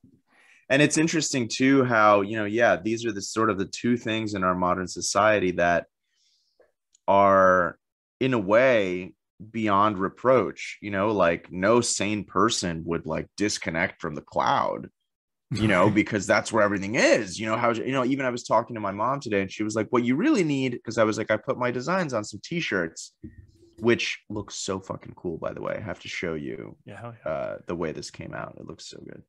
And she was like, what you really need is with like to get someone with like a really big Instagram account to like promote your shirts. And I was like, yeah, okay, mom, that sounds good. I'll like, well, whatever. Not that that's a bad idea, but just the way it comes off. Because again, this is the because what they've done is, right, in back in the day, if you had something of value to offer, then you would, I don't know, through word of mouth, or I don't know, depending on how long you want to go back, how far you want to go back, maybe newspapers or something, Mm-hmm. you would promote it, you would increase awareness of it, and then people would, versus now there is just one middleman between you and anything you want to do and everybody else in the world, and that is the internet. Mm-hmm. And so you, in a way, you have to play by their rules. And I think that cutting down on face-to-face interaction, cutting down on actual genuine social engagement is critical to the rise of companies like Facebook and Google, or I should say even more meteoric Mm-hmm. rise, just egregious Mm-hmm. than before, because they kind of already had the rights to the world. And again, now it's just getting ridiculous. But the key to that is diminishing and impoverishing everything that happens in the real physical world, because then we will continue to, it's like, oh, well, I want to get this from my farmer's market, but because of the supply shortage or whatever, they're not stocking anymore. Oh, I really love this Thai place, but actually they raised their prices by like $3 a dish. This is really what's happening. Yeah. Or this Vietnamese place, and it's like everything's going up, or they're not open today because they need more workers and they can't afford to stay open. And so as they impoverish the real economy of real goods and services offered by real people and real family owned, whatever, restaurants, etc., then and it's just, I don't want to keep reusing this metaphor, but it's like, yeah, when like shit gets rough and you wanted to go to your favorite restaurant, but the restaurant's closed and the government put out, the state put out a mandate, you can't leave your house, you can't go shopping. You know what you can do? Call your dealer. That's what you can, you know what I mean? Or like go to the package store and pick up like a 24 pack of Budweiser, which I never understood. I would explode from all that beer. If I were into that, I would just get some liquor, but I'm not. But that's the point is, and then that's the thing is, what stayed open and was essential? Dispensaries and liquor stores, because and then I think that's crucial. And hopefully this episode will bring some attention to that. Definitely the last thing to go, if it ever goes at all, will be, the medications and the chemicals and the drugs and the mind numbing agents and the things like fast food, which is honestly very similar. But okay, let me read this. I was able to find this. Yeah. This is on a website where mostly just drug addicts talk to each other. And honestly, the things they say are usually a lot more interesting. And they usually do really in-depth research. Because like when I type this into DuckDuckGo on its own, I was like, this is all really boring. And it's from like PubMed. So I wanted to find this. And I did find it. So it says, Mesolimbic dopamine neurons. Dopamine is one of a number of neurotransmitters found in the central nervous system. Dopamine has received special attention from psychopharmacologists because of its apparent role in the regulation of mood and affect, and because of its role in motivation and reward processes. Although there are several dopamine systems in the brain, the mesolimbic dopamine system appears to be the most important for motivational processes. Some addictive drugs produce their more potent effects on behavior by enhancing mesolimbic dopamine activity. Cells in the mesolimbic dopamine system are spontaneously active, and action potentials are constantly generated at a slow rate. This releases small amounts of dopamine into the synaptic cleft. The levels of dopamine produced when the cells are active at this low rate may be responsible for maintaining normal affective tone and mood. Some scientists speculate that some forms of clinical depression may result from unusually low dopamine levels. Opiate-enhanced dopamine activity. Opioids increase the neuronal firing rate of dopamine cells. The increased number of action potentials produce an increase in dopamine release. The increased dopamine activity increases the effects mediated by postsynaptic dopamine. The opiate user experiences the enhanced dopamine activity as mood elevation and euphoria.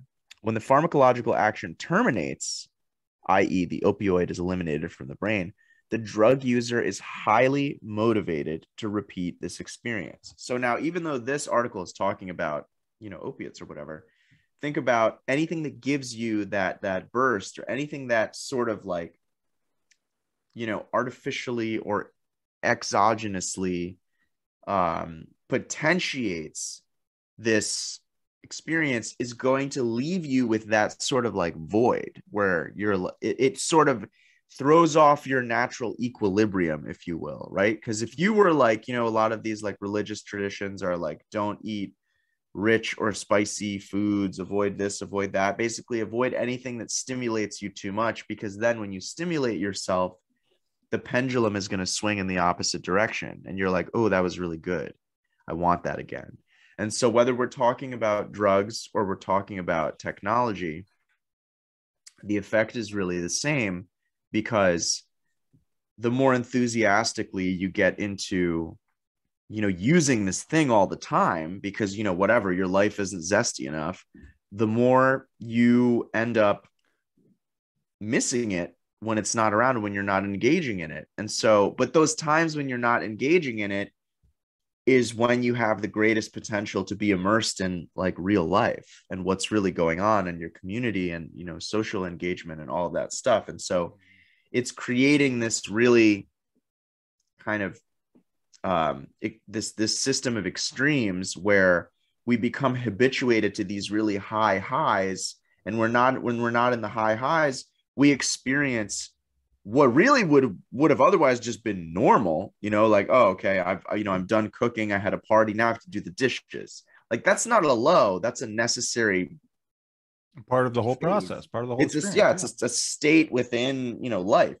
But because we're like, we've not only have habitually entered into these not even heightened states, but just states of extreme pleasure, I'll call them that, that we've also identified with those states and rewired our perception, our belief of what life is supposed to be like. And again, that's why I'll just leave it at this. Antidepressants are prescribed to, you can walk in and like cough, and they'll try to give you antidepressants, and they often don't even ask you necessarily. One time I went into a psychiatrist's office and she literally said, today we're just going to skip right to the medication part. And I was like, sounds good at the time. This was the way I looked at it. I was like, sounds good to me. It's like, girl, you got the right client. But anyway, just think about what that means. Literally, you walk in and it's like, let's just do medication. It's like, okay. And so with something like antidepressants, it's like, the state of grief, the state of being depressed is an extremely appropriate response to certain life circumstances. Like if you're grieving a loss, or, you just whatever, you uprooted and you're living somewhere else, like some people may have been going through lately, or you're whatever, or there's this could be something with companionship or your group of friends or something that's happening in society. And so actually, just to end for me on a more personal note, I kind of just came to this understanding today where like the more sensitive people within society are going to feel things much more intensely and acutely than others.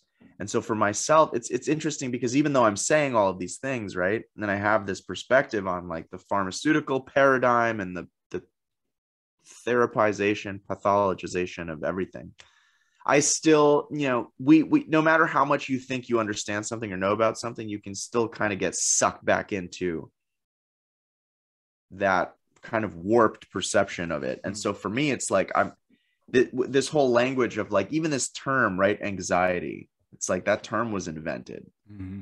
Actually, interestingly enough, it was invented to replace the term neurasthenia. I think that was it. That sounds right. Yeah, and that was actually because I'm sure you've read Invisible Rainbow by Arthur Furstenberg. That condition came into existence. So anxiety / neurasthenia did not exist at all. It wasn't a thing. Nobody had heard of it. Nobody used that word until the creation of the telegraph wire grid. Mm-hmm.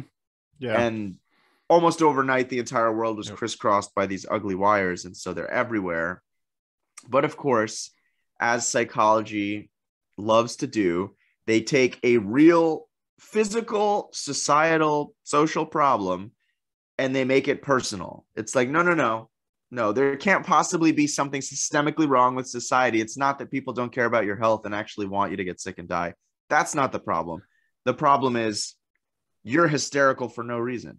Or they graft that to a chemical imbalance, which, they're just, it's a chemical imbalance. And you say, well, where's the studies that show that? Right. But it's, there's no study, but whatever the reason, exactly, the reason's made up. They're pinning it on like, it's not that there is a situation on a large scale that not only can be, but should be corrected so that everyone can feel better. That's not what's going on. Don't look at that. Don't look at it that way. It's that you personally have a problem. You're doing something wrong. There's something wrong with your body. There's a chemical imbalance. So don't get a broad picture of what's going on. Just focus on yourself. You're defective. And that translates not only to the psychological health realm, but the physical health realm. It's not that we're being sprayed by chemicals from the backs of planes. It's not that there's glyphosate in everything that we eat and everything that we touch pretty much is glyphosate on it. Yeah, there's glyphosate in the air. Yeah. That's not it. It's that you had bad eating habits. It's that you smoked cigarettes when you were in your 20s. It's that you had genetic, factors that you were going to get cancer regardless because you're genetically predisposed, which again, virtually no backing in research for genetic predisposition for cancer. It's more anecdotal than anything. And likelihood, it's probably because cancer comes from vaccinations, polio in particular. And so, your grandparents get cancer? Yeah, they did. Well, they were probably inoculated against polio, got the cancer from that. And lo and behold, it has been shown that problems in the polio vaccine, particularly the 50s, the Salk, the early polio vaccines, were transmittable through the womb from mother to child. So people whose parents got the polio vaccine are more likely to get cancer as well. And they say it's genetic because your mom had cancer, you have cancer. Well, right. That's pretty limited because how far back can you go with cancer records? Well, cancer was not really a thing. I mean, in its modern sense until the 20s, 30s, maybe. I don't remember for sure, but it's the same kind of idea that these things are manufactured to explain what's wrong with you instead of maybe how, as society, we're mistreating ourselves, we're poisoning ourselves, and it's not something that anyone, especially at this late stage in the game, can avoid. The glyphosate is ubiquitous at this point. You're really hard to get around it, no matter, you grow your own food, you might have less, but it's in the air, it's in the water, it's in, the rain, what have you. So, and I was going to tie that to something. And I got off track. What was I talking about when I started? I'm sorry. What was I talking about? when I started going into the angst. Oh, well, I was gonna say, okay, so this is what I wanted to finish on for me is that this obsession with, because I talked about the higher the states of let's say heightened satisfaction, okay, momentary sort of dopamine kind of surge states or whatever. Um, if we identify with those states, and again, I think this is like if you think about antidepressants, right? It's like, they're telling people you're depressed, you have a chemical imbalance. In order to feel normal, you need to take this Prozac or whatever it is. Mm-hmm. And it's like, well, what is normal? Right? Is normal feeling, because nobody's happy all the time. That doesn't exist. It just doesn't, you know? You can be numb all the time. And so again, if the directive or the agenda is to make people numb all the time, then what that really means is your depression and your anxiety that you're feeling are legitimate reactions to something that you're fucking sensitive to in the world. Like, oh, maybe the world is a shit show and there's like war and genocide going on everywhere. And, we have, like we're being lied to and poisoned. Like maybe there is a reason until these things change for you to be a little depressed. It's the underlying idea behind Mark Passio's concept of the sacred gift of anger. Right. It's there for a reason. Exactly. It's not there for you to just try and ignore. It's there because it's something in your experiences is causing this emotion to say, hold on, something's wrong, big red flashing light, And that's why I think the pathologizing of the body, when you look at this trans stuff, is so critical, because the body is how we connect to our intuition, which is where all of these things, these states of, suddenly I'm anxious, or wow, I feel kind of depressed today. That's a message. That is something pretty heavily signaling you like, hey, if you want to feel better, something needs to change. Like you gotta do some kind of work. You have to participate in causing a solution or causing some sort of a different situation to come about. And if you get people to fully believe, this, I'll just call it pharmaceutical propaganda, of like, nature is dangerous, you can't trust your body can go wrong and betray you all the time, and this and that. And then gradually people start to really just ignore the signals that their body is actually giving them, and that's why I think this, this sort of general state of numbness to everything that they want people to get into is so important.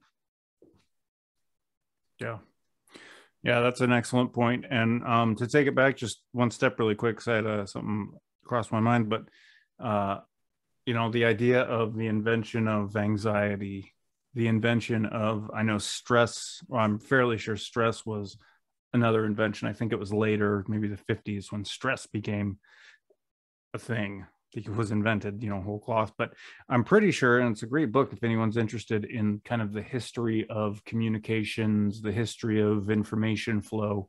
The book is called The Information by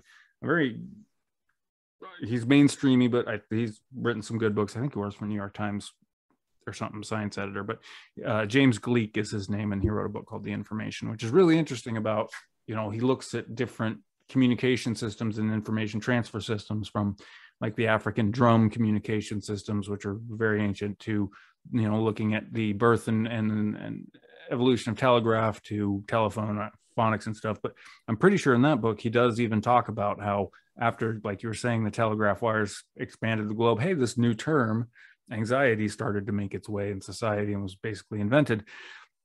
Which leads me into the whole idea, or led you into the whole idea of what is normal, and when did we start thinking that there's something, that normal is a thing. And that's why I encourage people, because this book, The World is Laboratory by Rebecca Lemov, is as much about what happened over the last 100 or so years to get us from, well, there's people And now we're at the point where, are you normal? And that concept of normalcy Right. was invented, was totally the idea that there is a normal person, a normal attitude or way of being, worldview that we should all adopt because it's normal. That was entirely invented. And it was through a lot of experimentation that it was kind of come to what that would actually mean. But this is a good book if anyone's interested in learning about not just some of the experiments that kind of went from laboratory and leaked out into the world, but the underlying idea that kind of the crux of that was to give people or a sense that there is something that is normal, as opposed to maybe an average thing for some things, but we're all unique individuals and we all have our different sensibilities and whatnot. But the idea that there is normal then sets up the stress reaction essentially for people who are considered to be by themselves or others outside of that box of normalcy. And again, that box was invented whole cloth, the way that stress as a psychological quote unquote term or anxiety as a psychological quote unquote condition were invented. So you had brought that up and I thought I'd make a book recommendation. But yeah, I think that goes hand in hand with just like the corporatization of everything, because if you have this sort of like lowest common denominator of normal, like what the fuck is normal? At the time that the if you look at like the Bible, like what was normal back then? Like you had like crazy people and like you had like the prophets like just in these visionary states talking about wheels of eyes. Like were they normal? You know what I mean? It's very interesting that you have this religious system, and I think mainstream Christianity is very, very, very corporatized, that encourages you to sort of fall in line and pay your tithe and really not ask too many complex questions, or really not look into things to just sort of be this thing that we say that you want to be. Don't even really worry about what you're doing. Literally just believe the thing we say you should believe and kind of shuffle along. But then if you look into the history, and the actual account in scripture of what was going on, like you had like these prophets who essentially lived in a visionary state. And they existed in this altered state. And in fact, this is the great irony, without the people who went outside of and often stayed outside of the quote unquote normal state, right? The day-to-day, like average kind of like, not flatlining, but, the conventional reality state. Without them, it's not even possible to create a compelling enough narrative to bring people under the umbrella of one of these religions. If you look, Judaism, Islam, and Christianity, that's anything, the shamanistic religion, all of them. I was going to say, that's why a lot of these organized religions bend over backwards to disgrace shamanist traditions, because that's essentially, the difference, I think, between religion and shamanism is religion has to have some sort of or tends to have some sort of a hierarchy, whereas shamanist kind of spiritual community or culture or whatever, the shamanist outlook is you have this guy who's kind of always in this state and you kind of get access to it. You're not following him, you're not worshiping him, you're just kind of seeing what he has to say, and so he's kind of the one that's doing that. Like he's, you're not worshiping the blacksmith, he's just, that's his function with him. He's playing culture. A role. Yeah. Well, and I think when the big iron comes into town, right, they have to belittle these little local blacksmiths the way that big religion has to do so for the local shaman or that idea. Absolutely. Yeah, I was gonna say it is interesting because, and I know you'll understand what I mean when I say that the level with shamanism, there's a much more intuitive kind of feel to everything, because things don't need to be, there's no like exhaustive treatises. It's sort of like, you meet someone, like let's say I am practicing, shamanic tradition, or I guess that's something I've been thinking about lately. There really are not shamanic lineages, because even if you have a teacher you have your own experience, like you're called, like Mm-hmm. usually some really traumatic shit happens to you. Like you either almost get killed or a tornado Mm-hmm. picks you up Mm-hmm. and drops you down, stuff like that, which is sort of like nature being like, hey, now you have one foot in either realm. Yep. And so what I think a shaman ultimately is, or if you think about a meeting between two shamans, it's like these individuals who are literate in the symbolic language. Yeah. And that's the place where they're comfortable, where they live, and there is no standardization. Whereas in all of these like Mm-hmm. mainstream religions, there's a standardization. It's like, chemistry. It's like, whoa, whoa, whoa, whoa, whoa. We need to all speak the same language. Here's like my little reference table, and like, are we working with the same stuff? It's the And box so of there, normalcy. This is the normal box. Our religion has to fit in this box, because if right. that's not normal, anything And outside by that's by not normal. extension, We're a normal religion. the We're a people who normal. follow this religion have to also fit in the box. Exactly. But yeah, so and it's, I guess, well, we don't have to. I was thinking we could maybe wrap up soon, but the yeah, I was just listening to Signer. Do you know Max Egan? Oh yeah. So I was listening to a thing that he said. He really articulated something really well that I've been thinking about a lot, really for years, where he was like, we're all under this. Maybe you've even seen this video. He's like, we're all under a spell. Like everyone is under a spell. Um, he talked about statism and everything, and he said something that I have just been repeating so much, but I feel like either I'm not saying it well enough or people aren't, whatever. I just let go of expectations. Basically, the idea that all of this hinges on language, and specifically the written word, all of it. And language is both freedom and slavery, but really it's only freedom in the sense that if you're born into a system of slavery that hinges on language and the written word, then you can use knowledge of how that language works to free yourself. But ultimately, yeah, he was just talking about like, how do you explain laws to someone if they don't believe in, and literally believe in, written language? You know what I mean? Right.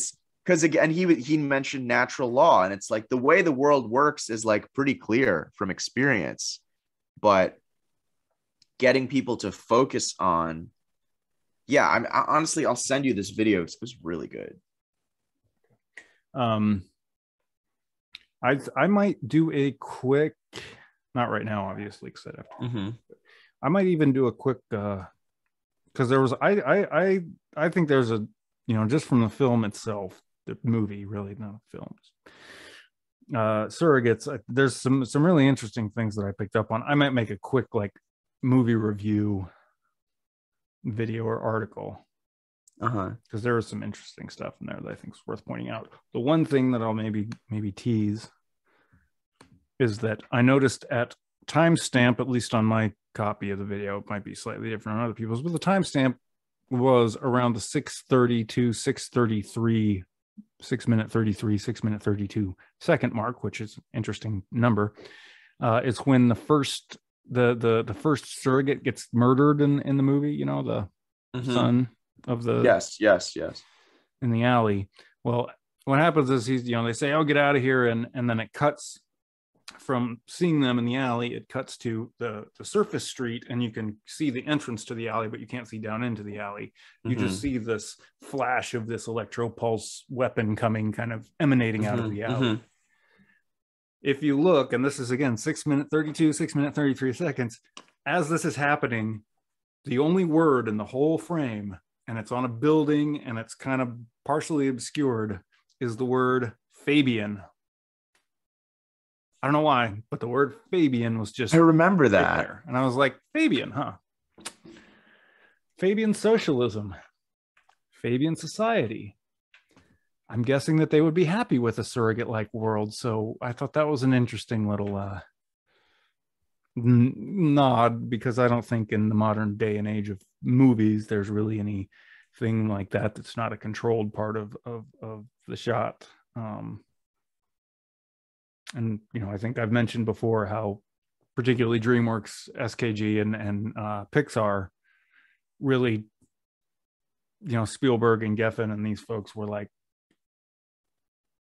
part of the reason that they wanted to make animated movies is because the animators in those movies control every single aspect of every shot, every frame of every movie. And that certainly leaked into live action movies, especially with the, as live action movies are coupled more and more with computer graphics and stuff. The control of everything that's happening in every shot it's controlled. And so the fact that they put Fabian at that particular time, that timestamp, in that shot where the first person gets killed in this story, or the first two people get killed in this story, I thought was interesting. And there were a couple of little nuggets like that throughout this movie and some other interesting things. But I'm glad I rewatched the movie. I thought it was kind of cheesy, but there was a lot of little nuggets in it, which was, and I think ultimately, you said at the beginning, it did have more of a complex, it dealt with moral complexities more so than I think a lot of movies might be allowed to now. And you had kind of mentioned that. And I certainly think, having watched Surrogates and then watched Ready Player One, there's nothing in Ready Player One about, is this alternate universe, this metaverse, whatever, is this a good thing? Is there anybody who thinks this is a bad thing? In Ready Player One, there is no question that this is the best thing that has happened to the world ever. That's and particularly if you read the book starts out extolling how the world is awful. The world is just terrible. But thank God we have the oasis. It's the only thing that makes life worth living. It's interesting because you could replace that with anything.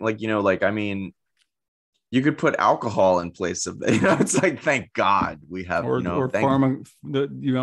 right. Thank God we have Xanax because the world is awful. And thank again, God we it's have representative democracy. Thank God we have. Right. Yeah. It's funny. Speaking of democracy, I was listening to Alan Watts yesterday, and he was like, down with democracy when we get it. Yeah. I thought that was really good. Yeah, and even that, to go back to neuropolitics. But you're talking about LSD, just to be clear. Yeah.